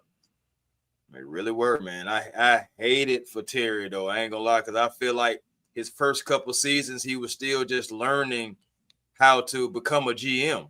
And then he became a GM. I mean, he was already a salary cap guy, but he learned how to become a GM, and he got us 4 starters. And I just felt Steve, like a little bit more time. Steve, a former Falcon player told me this. I'm not going to call a name. A former Falcon player told me this, that Arthur Blank wanted Penei Sewell, but they pressured him into taking Kyle Pitts. And remember, Penei Sewell, Michael Parsons was still on the board as well. So was Jamar Chase, but Jamar Chase. The very next pick was Jamar Chase to Cincinnati. I'm sorry, Joe Burrow wouldn't have had Jamar Chase if I had anything to do with it. Bro, I don't know what the hell they was thinking. And I know, don't get me wrong, we just lost Julio, the best receiver in football at one point. But when you lose a receiver, you go draft another receiver. We saw what Jamar Chase did at LSU. We saw what Justin Jefferson did at LSU. You passed on him as well. Yeah, you did. Passed on both. But that's what I'm saying, man. Some of these things you bring it on yourself. Yeah, he was still on. No, he got traded that same offseason. We drafted Pitts. This is why we got Pitts. He got traded right before we drafted Pitts to Tennessee. Nah, Rich McKay ain't going nowhere, Tommy. I keep telling y'all that. Rich McKay ain't going nowhere. Nowhere. Yeah, he was traded after the draft, but the trade was already in place before we drafted Kyle Pitts. This is why they drafted Kyle Pitts to replace Julio Jones, which was stupid because you don't draft a tight end and replace a wide receiver. Common sense 101. But again, this is why I keep telling y'all, if you're going to hire this next GM that they hire, stay y'all ass out the way. Stay out the way. Let the GM do his job. Let him bring in his quarterback, his coach, and make sure they're a perfect match. If they can be a perfect match, then guess what? We might have a chance of winning. And absolutely, this the first thing came to my mind. Michael Penix might be gone too. Oh, I ain't gonna lie to you. I just didn't want to say it. I was gonna. We already said it. We said it already. I didn't want to do y'all like that, but hey, I ain't gonna lie to you. he's a part of this whole conversation too. But you notice he's part of the equation. We kind of already indicated because we said 7, maybe 5. You know what I'm saying? The 2 bookends, Pierce and Walker. Bro, what did I say 3 weeks ago? Nobody's safe. Nobody. The only people I think safe is those 2 bookends who went off this season, and that safety. Those 3 players are your new cornerstones. And there's no disrespect to Bijan. There's no disrespect to Drake London. But you got to find identity at the end of the day. What's your identity going into the new system? What's your identity? I want to know. Dude, man, I still think you need to be a run team. You don't know what your quarterback situation is going to look like, and you may have to have a bridge quarterback anyway. You might as well strengthen your offensive line. You got to your run game. Go ahead and give Tyler Algier whatever you got to give him. Keep Bijan safe because you're going to need somebody else that can be a bruiser behind him. Don't run Bijan into the ground. Next season may be one of those years to where the run game is going to have to win you a lot of games. And your defense. Run the ball, play defense, have a serviceable quarterback, figure out what you're going to do for Michael Penix if you do or if you don't. At the end of the day, we still got a lot of stuff we got to figure out. So for me, I know that the run game can run, but I'm just saying. It's just saying, bring out triple. Hey, all I was doing was just saying, as far as with Robert Saleh, if you want to keep Jeff Obert, that's a way to keep Jeff Obert. That's all I was saying. Yeah, because all I'm saying is, remember, we had a guy, Ryan Nielsen. Yep, before Raheem got here. Yeah, before Raheem got here, we had 42 sacks that season. 42 sacks that year. Now we have a season to where we have eclipsed 55 sacks, 56 sacks, and have 57 sacks. 57. My bad. We got 57 sacks. That man, him and Nate Ollie and Jeff Obert should be going nowhere. But honestly, if somebody, for all we know, Clint Kubiak can come in and say, "I want a new defensive coordinator." Think what you gonna do. Yeah. Shout out to our boy RJ, man. Matt Ryan is being strongly considered for a high-profile front office role with the Falcons, similar to what Detroit has with Chris Spielman. And what did I just tell y'all about 15 minutes ago? When they brought in Matt Ryan, you knew shit was about to shake. Let's keep it real. Let's keep it real. Let's keep it real. And it's kind of screwed up because he has no experience. But at the same time, did Lynch in San Francisco have experience when he got hired? Nope. Mm-hmm. Those first 2 years was terrible. But guess what? He put the right coach in place. He put the coach put the right system in place, and he put the right staff around him. Robert Saleh went out to be a head coach somewhere else, but he came and brought his ass back as soon as he got fired. That's respect. That's true. That's respect. I mean, it is. He went right back. He did. He went right back. So, I mean, again, y'all, I mean, I feel like ultimately, no matter who we get, it's still not going to make the whole entire fan base happy. Because we can get Clint Kubiak, it's still going to be somebody that say, no, he ain't the guy. Robert Saleh, still, he the guy. Man, you know what? Sometimes I can feel like God himself can come and be our head coach, and it's still gonna be like, he's not the guy. But let me make this point what I made a couple of weeks ago, and I said it for a reason. You remember when I said I would rather for a new coach to come in and have a losing season than to have a losing season when the guy that was already here? Yeah. The reason why I said that is because that new coach, even though he's losing, he's putting a new plan in place that we've got to adapt to. And if we adapt to it the right way, guess what? Everything gonna turn around faster than rather than later. And that's the God honest truth. I would rather go through one more losing season with a coach in his first year than the guy coming back for his third and we know his plan is not going to work. Mm-hmm. I said it. And I'm gonna stick with it. So we got another report right here. And shout out to our boy RJ again for always giving us the breaking news that we always end up breaking and doing our shows. So shout out to RJ, man. He said the Falcons say ZRG partners will exist on head coaching search. Sports Strategy Group will assist on general manager role search. The searches will be conducted concurrently per Mike Garafolo. And y'all know Mike Garafolo is that guy. Shout out to Jeezy, man. Jeezy showed me love on Good Morning Football weekend every single Saturday. So shout out to Jeezy, man. But we already knew this. This is why they brought these people in. And as I told y'all, Rick Smith applied for the job when we were looking out for our last GM, and he's helping with this search. So if he sticks around, don't be surprised. That's all I'm gonna say. Wouldn't be surprised at all, man. You never know. You may get Rich Smith and Matt Ryan in your front office. But wouldn't that be messed up though? That you fire one guy that's put you in a position to win, and you bring in a first-year guy, which I have no problem with. Let's get that straight. I have no problem with it. But I would just kept that guy around who put me in a position to win. And again, the front office got to take some accountability for what's been going on too. We're not going to just act like Raheem got here by himself. We're not going to act like this guy named Rich McKay ain't still behind the scenes putting in his 2 cents.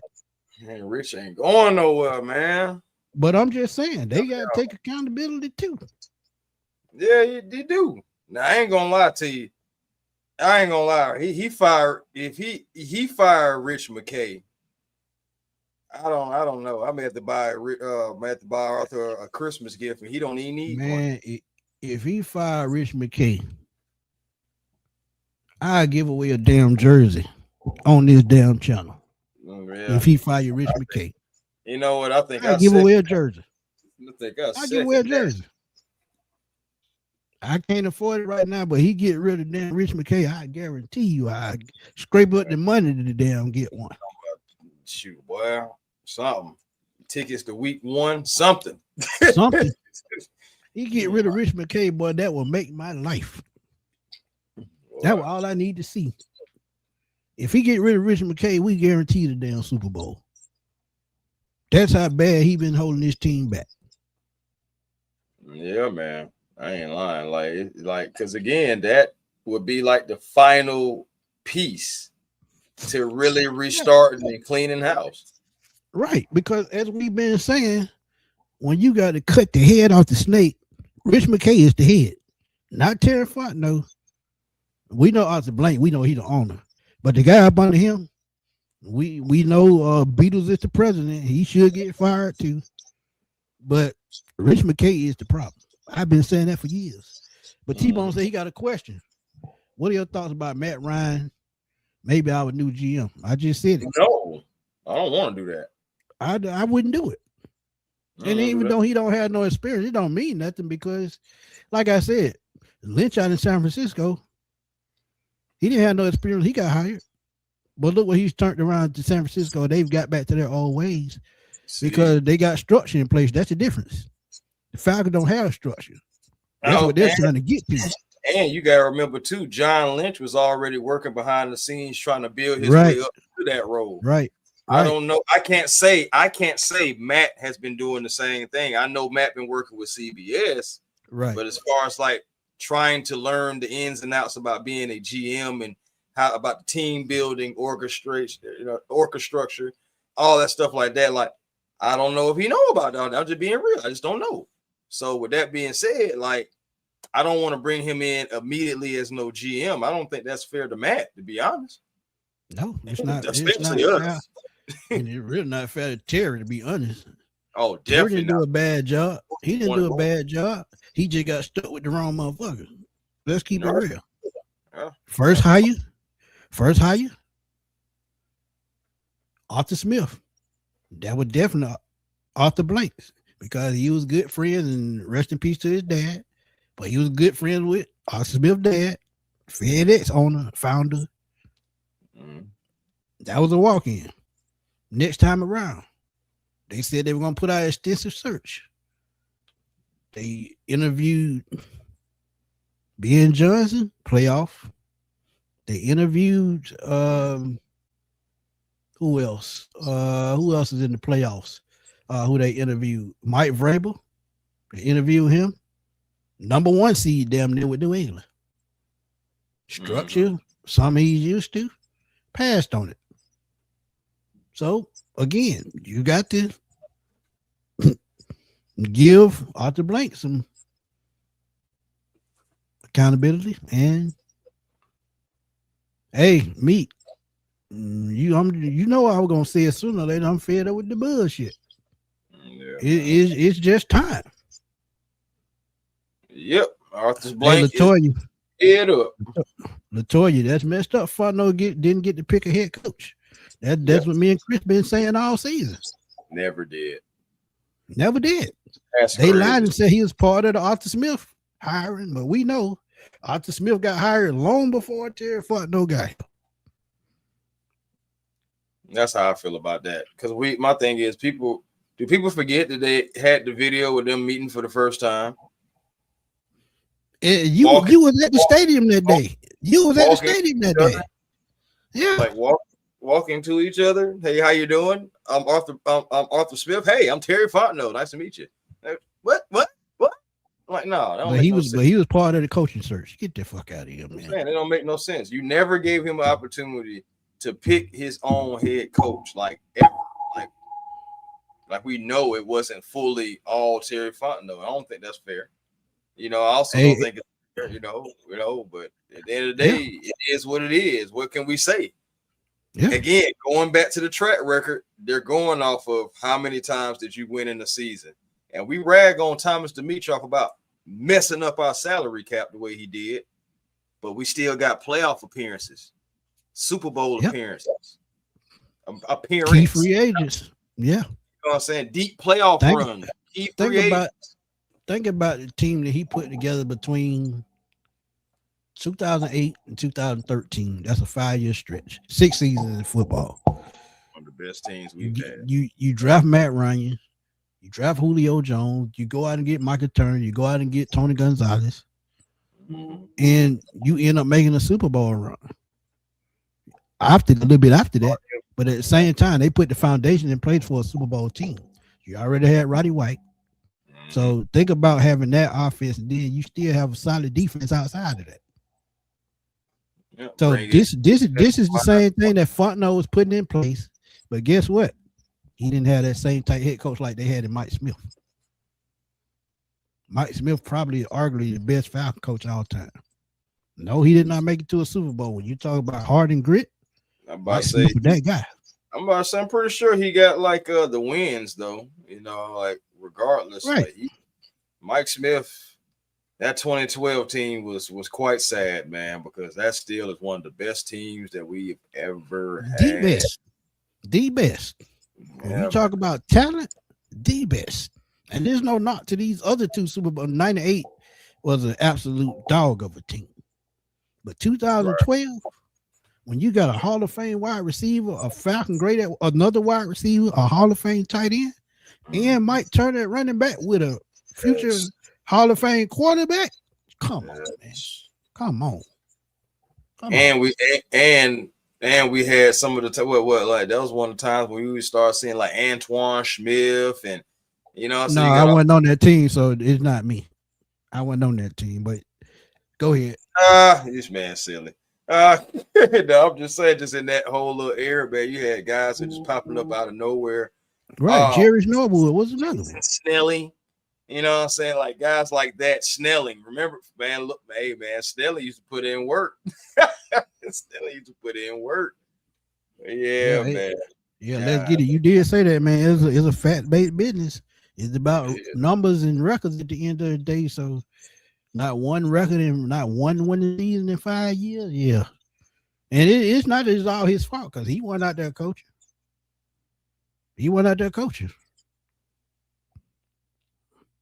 But when you put the wrong coach in place and you're driving the bus, hey, it happens. TJ Duckett was fun to watch. Yeah, TJ Duckett was fun. That DVD offense, period. Boy, Big Duckett. Yeah. They were unstoppable. When you talk about one of the best running teams all the time, you got to put that team in there.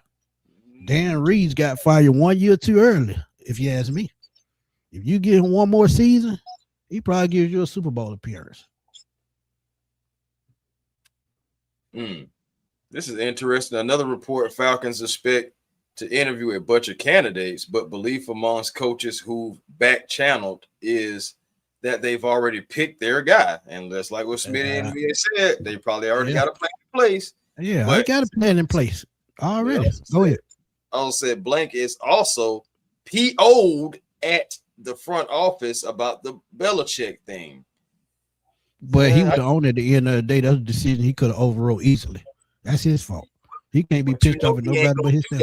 Because see that trusted circle. Remember you, Smitty. I've been listening to you when you were talking about when you get older, folks want to just keep that circle. So there's only like 2 or 3 people he listening to, and 2 out of those 3 people said don't do it. So it just, so you know how it goes, man. Like at the end of the day, if I'm an owner, you still got to have the final say. So it can't just be did. But I still believe that those guys worked in cahoots to make sure that didn't happen, because they knew if he did, they would have been gone. Oh, they were gone easily. Yeah. Terry Fontenot, Rich McKay, all of them would have been gone. That's what I'm saying. And like I said, shout out to April Showers. She said herself. Rich McKay said, as long as he's part of the Falcons organization, Bill Belichick will never coach there. So, hey. I'll be interested, man. We'll see what happens. The thing is that's so crazy. Like, we have been asking for the Falcons to shake it up, to get uncomfortable. And honestly, let's just be honest. This is uncomfortable. When was the last time somebody got fired at the end of the season, the day of? It was Arthur Smith. But the fact that this happened even sooner than when Arthur Smith remember, Arthur Smith got fired around midnight. He got fired right at midnight because I was still up. Right. And the notification popped up on my phone. I hopped my ass right out the bed, jumped right in here in the studio, and I jumped on it right then and there. Pause. Right. But I wasn't ready. But y'all know, man, when news break, I'm there, man. And Arthur Smith, and honestly, I thought he was going to even last. I thought he was going to last at least the rest of the year. But after 0-5 start, hey. What can you say? Hey, Mo, I mean, that's one of the guys on my list, but I'm just saying, I just feel like it got to be offensive. If you're going to draft all these guys in the top 10, you got to use them. I ain't going to lie, y'all. I don't know why y'all saying fire Zach Robinson. Zach Robinson gone. Ain't no way in the world that man finna stay. Yeah, he gone. Talking about, man, y'all didn't even got to worry about that. That Raheem boy, so he gone. Yeah. When Raheem got fired, yeah, he gone. But it's OVA, over. They finna take a quick stop at Magic City. Before they leave out and get some butt crumbs on their lemon pepper wings, and they out the door. Magic City, like, you go that away, brother. You gotta pay full price too. Come on. Hey, Reggie was there at midnight. He remember at midnight, right at midnight.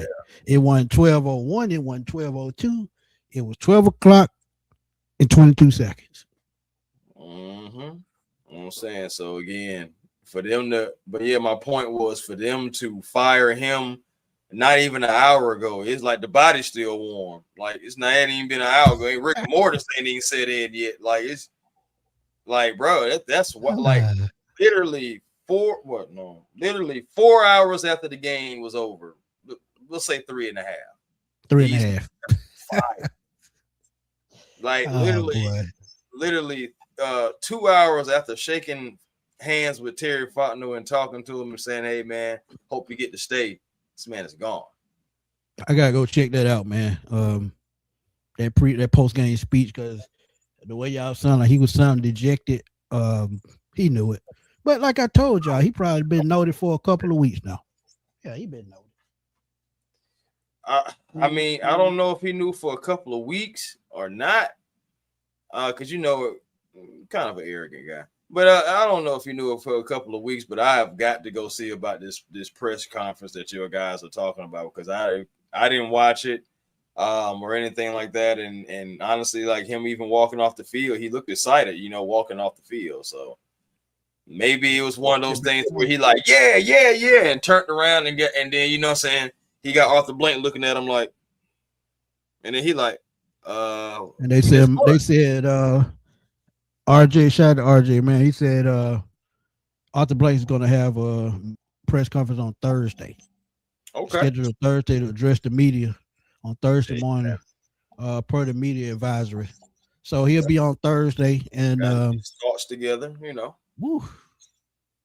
Man, there's a lot to take in out there. Oh boy, this show it started off so smooth, but it ended even better. Man. But we're gonna stay on about 4 more minutes to get the 2 hours in, because if they get the 2 hours in, I won't have to worry about no processing to pop right up. Hey, listen to this. Go ahead. Listen to this.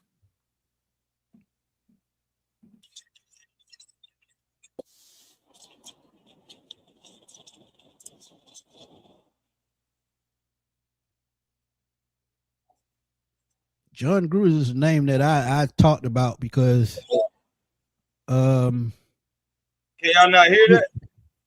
No, I can't hear it. Oh, son of a gun. Okay. 1 second. You want me to put it up on the Twitter? See if I can find it on the Twitter. I got you. 1 second. Hey, me, it's sure they're gonna be a long 6 months. But y'all know I'm here for the ride. Pause. No, we're gonna be. All right, hey, Drake. I thought about that too, man. Drake, I can hear it now. Rich McKay at the Falcon GM. I thought about that too. Let me tell you something. You're not gonna upset me tonight after this good news. Shoot. You're not gonna upset me tonight after this good news. Oh boy. Yeah, man. Y'all, both of y'all tripping. Both of y'all need to go time out. Both of you. Man, you first, because you started it. Craig said God is good. Won't he do it? He absolutely will. Furball, I thought I read your super chat. Let me see. I think I did read your super chat. Unless you put up another one. You did. My bad. I apologize about that. Yeah, see, that's super. Thank you for the super chat, man. Appreciate it as always. He said it's crazy. I told people that we went 89 and fired them despite a good run. I had this weird feeling this was gonna happen. It came true. Let's go. Yeah.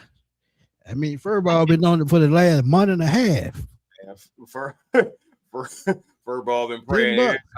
Lord, don't you do me like that. Hey, I appreciate you. Hey, you got your wish. You got your wish. Got them prayer warriors out here, man. He didn't. I mean, Furball didn't bad down once. Didn't bad down once. Let me see. Right, yeah. I'm a little behind. My bad. I'm so excited about this fire and I can't. Let's see. E-Roy, appreciate you. He said B. John Drake definitely safe because that's your money. That's your money. True. That's what's in the seats. I got a question about that though. E-Rod, I got a question about that.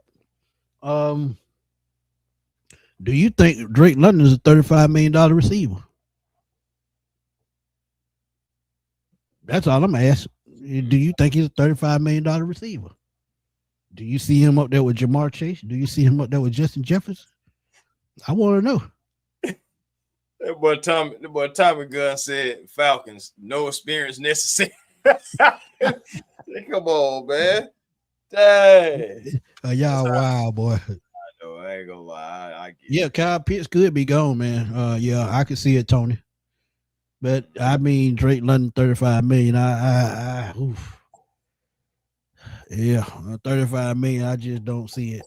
Because let me ask you this, then, Smitty. Like, what would do it for you for Drake? Like, would Drake have to have like a 2,000-yard season?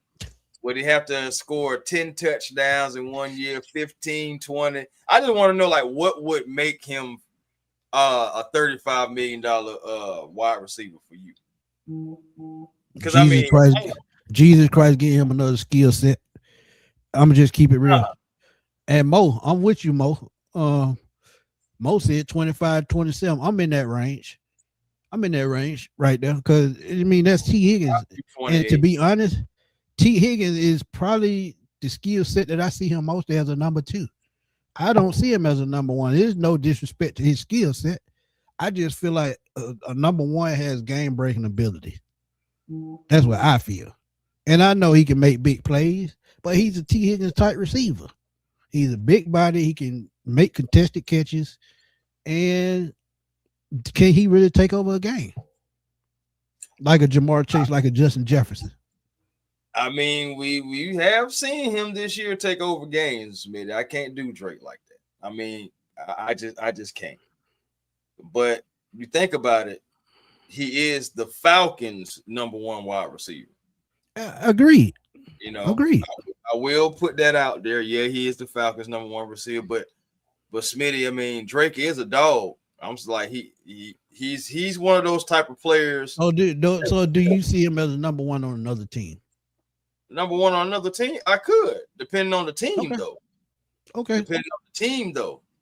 Like right now, if Drake London goes to the Jacksonville Jaguars, I think he's the number 1 over Jacoby Myers. Yes, I do. And TJ, this is all I'm saying. Can Drake take top off the defense? No, we already knew when we drafted him, he was a slow Mike Evans. Okay, that's all I'm saying. That's all I'm saying. So the top speed is not there. He's a possession guy, 50-50 balls.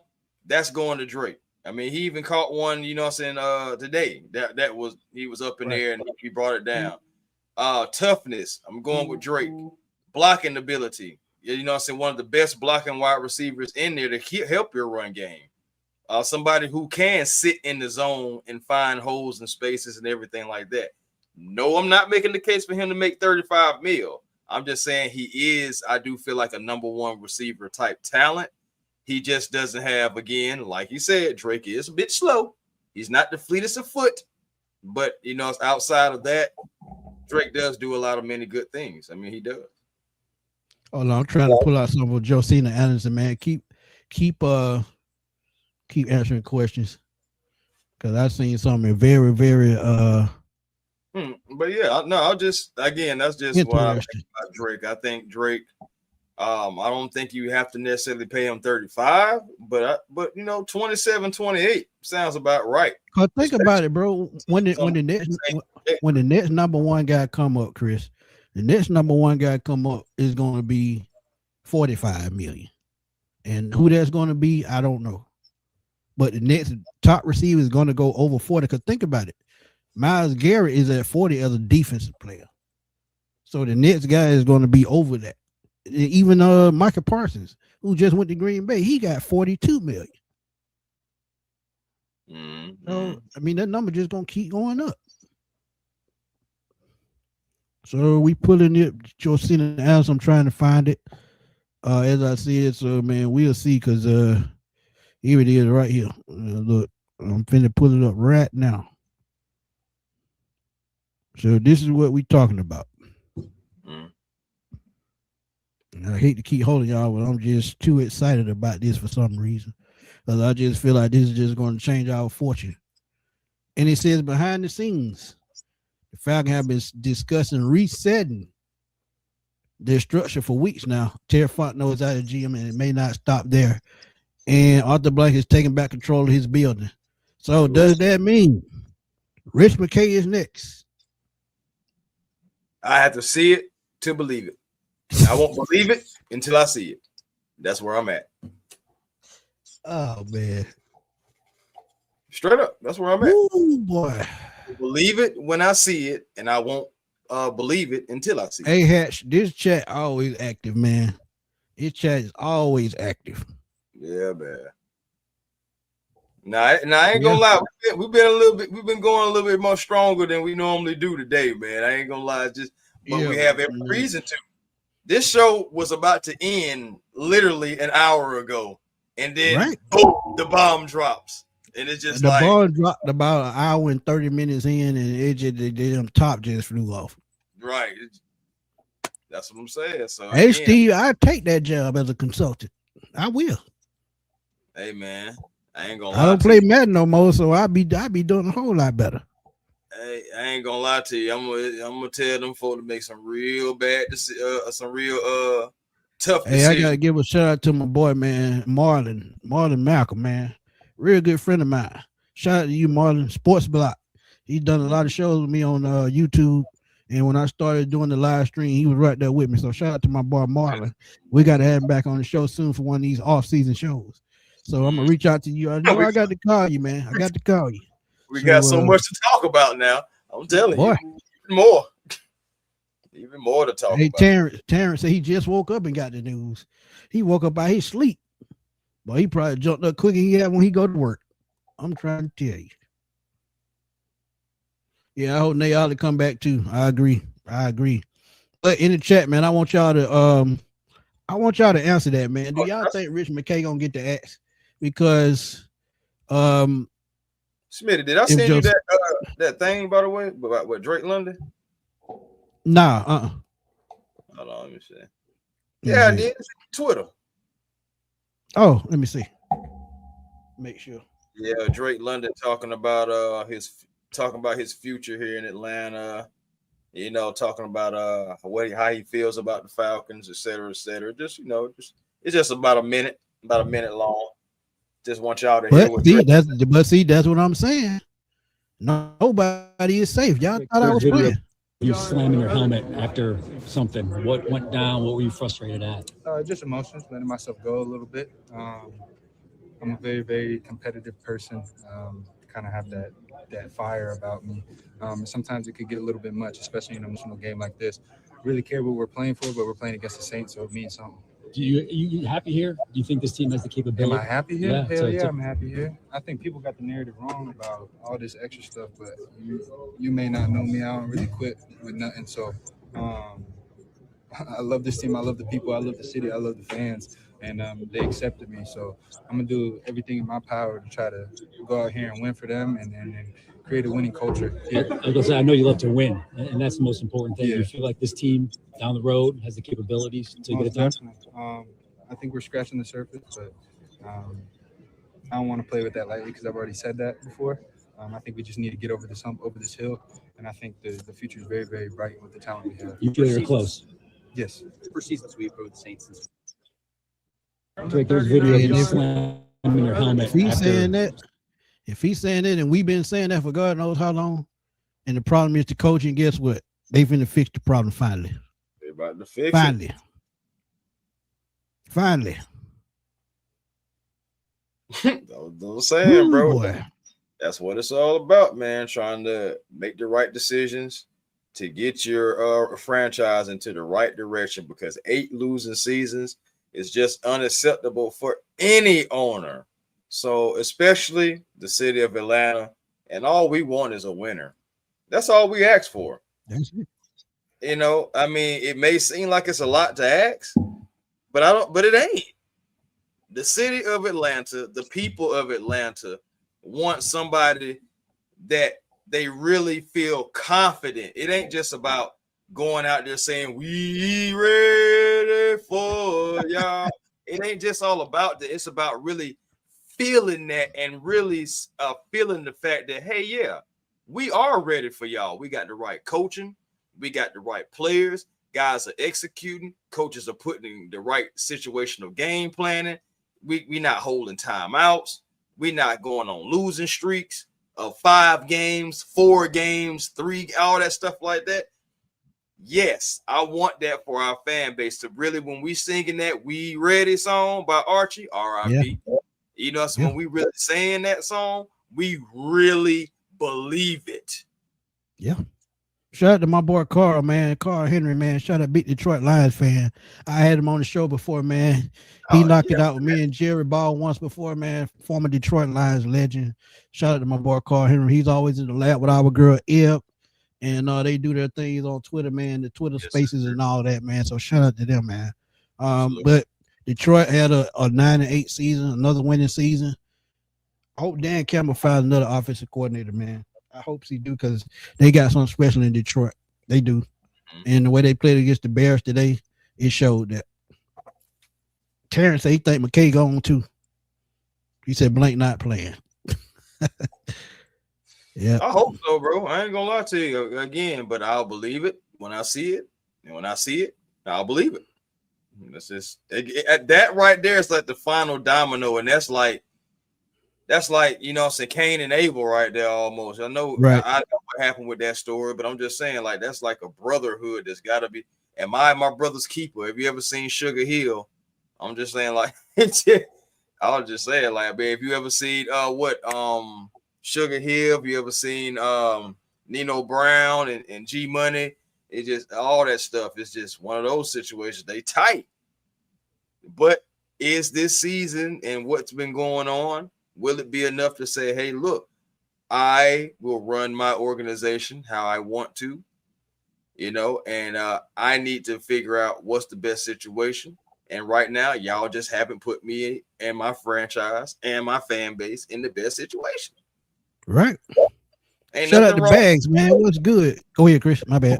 What's happening? Nah, that boy Bags said you and Chris called it earlier this season, maybe around week 7 or 8, especially after the New England and Colts losses. That Raheem had lost his locker room, even last year in the street. Yeah, we've been talking about it. Because one thing about it, once you lose the locker room, 9 times out of 10, you're not getting it back. And he disrupted. He threw it into more of a turmoil when he fired Ike Hilliard. That was the dagger in his time in Atlanta. Y'all might not believe it, but him firing that coach that threw the locker room into turmoil, that was the end. Because one thing about it, you can't expect nobody to go out and fight for you every Sunday when you don't respect somebody that's coaching them. It's just a no-go. It's just a no-go. And one thing that we saw in that Jets game, we saw them guys fighting for Aaron Glenn. They lost the first 7 games and end up having to come back to win their first game in Cincinnati. They had to come down from 3 touchdowns, I think, to beat Cincinnati. And it showed you that they were going to keep fighting for that coach. You didn't see that with Raheem Morris. Mm-hmm. Just had a damn good defense to keep playing week in and week out. That's what that boiled down to. And you had scapegoats, man. I still just feel, I mean, even though he has a new job, Ike Hilliard, that whole thing happened, but you don't get rid of your special teams coordinator who's been I understand the players are messing up too, but it's not always the players. It's like, what are you teaching the players? What is your message? What is your formation? What is your plan to stop the team from running through your gaps? Like, you know, it's just, yeah, some of the players on special teams need to go too, and some of them have. But at the same time, there's no reason you should be keeping Williams. I expect Williams to be gone, Robinson gone, Olbrich and Ali. Those are the guys that I really want to keep. You know, so yeah, I mean Jerry Gray too. You know, what I'm saying, I know they got their whole little trio thing going over there, so that's the one that I would try. Those are the ones I'll try to keep, and then try to see if we can build around that. Keep that. I want to know, do you think we should hire the GM from the Bills or the Bears? I take either one. Especially the Bills, they have a winning organization. They have had for a while. And like I said, sometimes when you pick from a winning organization, and I take the Steelers for another example. And people keep talking about Mike Tomlin might get fired after this game. That's up to Mike Tomlin. They've already said he's safe unless he wants to go. He wants to go. Yeah, unless he wants time for a change. But, you know, the GM for it just, to me, I think the GM that we hire, they're going to already have a plan in place. And I think it's going to have to be a winning pedigree. Point blank, period. Whoever you hire, they're going to have an excellent plan in place as to how to keep making this team grow what they already have. And I keep telling y'all, we not that far away. It's all about structure. That's just something that they just haven't had. Point blank, period. If this team had structure, we'd be farther ahead than we are right now. That would be something interesting. I know Tay was saying that Jay Ben, the guy on Twitter, you know, remember he's like a a guy that says that be having information, insider type Right. guy, and he was saying that he was told that Morris was asked to fire Zach Robinson. Oh, I said that. You remember I said that. You remember I said that a couple of weeks ago. He was going to have to come to that decision to fire his boy, and he probably said no, and that was probably the end of it. I mean, but yeah, you look at it because he like you said, that's his guy, man. Jimmy Lake was one thing, but it's just like, you want me to fire Zach too? But it also, you look at it like this: if I fire Zach, it makes me look makes me look bad, makes me look worse, right? Because it's like now I'm caving in to exactly what the narratives have been saying, that Zach isn't the guy. And if I cave into it, that means I believe that Zach wasn't the guy too. And it's gonna make me look bad. Deep down, he know that shit. He know it. Yeah, it's gonna make him look standing worse. there watching it. No. If you give your friend a chance, that's all fine and dandy. If he's not doing his job, just like any other guy on the job, he got to go. Just like you didn't have a problem with firing I hear you shouldn't have had a problem with firing him. It's just that simple. And since Terry Fontenot didn't put the foot down on neither one of those guys, that's probably why he lost his job. Oh, definitely. See, sometimes you got to make a tough decision. This is why, perfect example. You remember in Chicago and Carr, he up that direction up north. Remember when Jerry Krause and Michael Jordan got into it real bad? And Michael Jordan didn't really want to come back until Jerry Krause was gone. Mm-hmm. Guess what happened? Jerry Krause got the hell on. Yeah. And Mike retired. Mm-hmm. Mike retired. So look, sometimes you can't make the tough decision. Guess what? Your team gonna suffer. Right. And it happens a lot in pro sports. It happens a lot. Yeah, man. We're gonna see though. Like I said, moving forward, it's gonna be quite interesting. Like said, the fact that Raheem was more concerned about how he would look than winning is why he's out the door. But honestly, I really believe that's what it is. Absolutely. I really believe it's an embarrassment thing. If I fire my boy, I look worse. And you want me to go trotting out there on the sideline after 2 years in a row I had to fire my boys and listen to that fan base saying, "Whoa, told your dumb ass." But think about it though, Chris. Think about this too, though. Think about this. Just like you turned around the offense, the defense, you could have had the right guy and turned around the offense and been battling for a Super Bowl next year. But you'd rather let your pride get in the way of doing that and firing your boy who hadn't done the right thing. If that's true. Because think about it. Because let's be real. If the shoe was on the other foot, I guarantee you Zach Ross would have fired his ass if he wasn't doing his job. Let's keep it real. I do think so. Okay, that's all I'm saying. He'd have been saying, "You're twisting my arm," but I guess my arm's twisted. Been out of here, that. Man, you out of control. Just saying. Said and Raheem gave no updates on Troy and Braylon. There are no updates on Troy and Braylon. There's nothing to update. There's nothing to update. You damn sure finna update that contract because both of their hands gone. Yeah.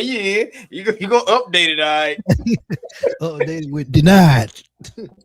Oh, Lord have mercy. No, it ain't race based. I'm just saying, if the shoe was on the other foot and Zach had to make a choice to keep his job and fire the coach that was up under him, God damn it, he would have did it. Oh, Meat Washington said, "Tell Raheem he better find a way back to the Rams." Y'all clowning. Y'all out of control. Oh God, y'all out of control. Oof, boy.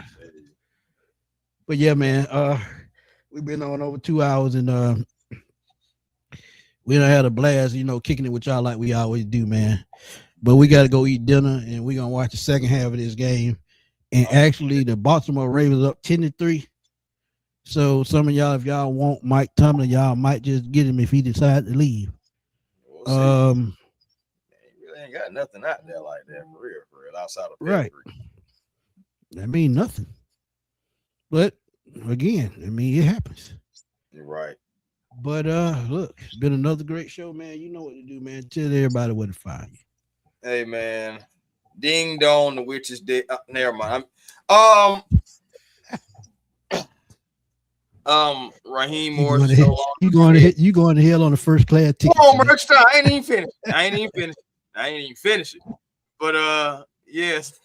Raheem Morris has been fired as the head coach of the Atlanta Falcons. I know a lot of Falcon fans are breathing a sigh of relief, but also you gotta think about it like this too. What is coming next? Same thing. Okay, Terry Fontenot. Now that one is bittersweet.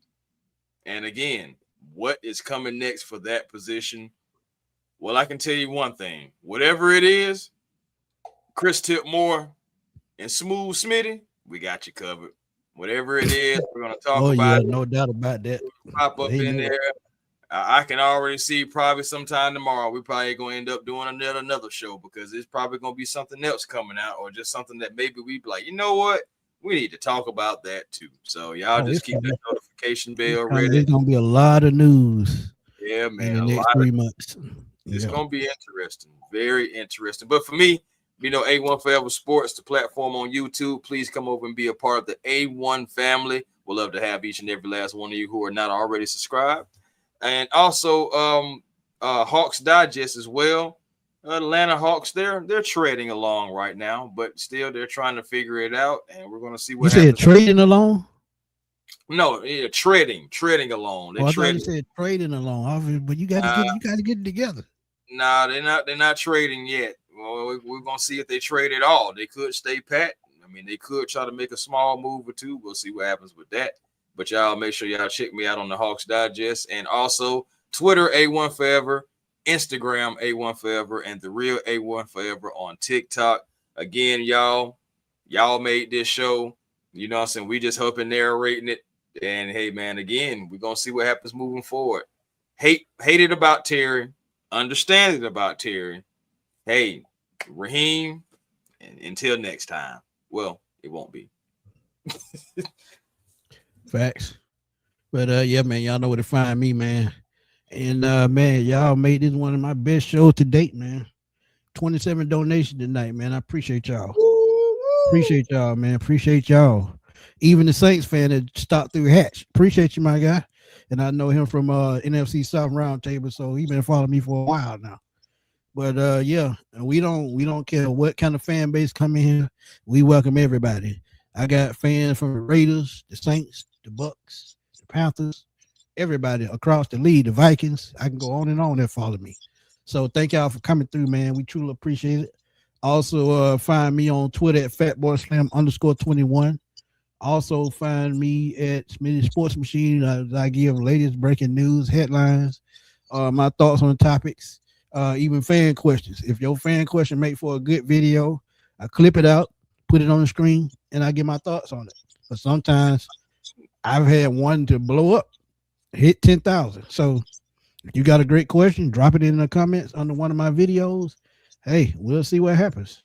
But RJ, one more clue tonight. Well, not clue, one more record. The Jets, the first team in NFL history tonight, record an interception. And could you be surprised? They traded Sauce Gardner, so I'm not surprised. Yeah. It happens. Yeah, but, that whole Sauce Gardner thing, that wasn't a good trade, man. Okay, even for the coach, it's like Coach what? Yeah. That was just stupid. Yeah. Go ahead, my bad. No, you're right. It's just like I was just like, yeah. Don't make sense. Like, yeah. But either way it goes, I'll tell you what does make sense. The Atlanta Falcons cleaning house and moving forward. But I'm going to tell you what doesn't make sense. The fact that the Falcons, we don't really know what direction they're about to go. So, but people are saying that they probably got their guy.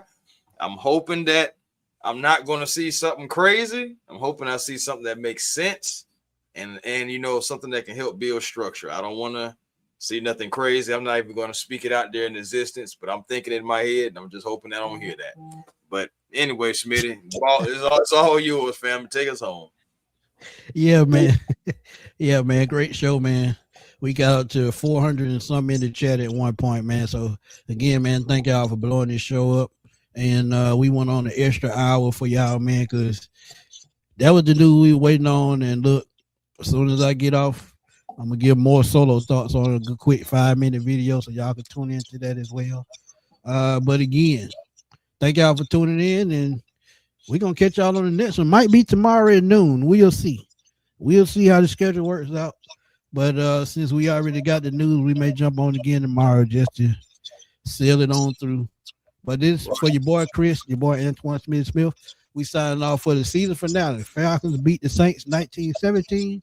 We're going to holler at y'all soon, man, because this is going to be a busy offseason. Stay tuned for the latest news. And like that guy over there said, go to Hawks Digest, man, because the Hawks finna make some moves too. So y'all keep staying tuned with that boy over there on Hawks Digest. Peace. Yes, sir.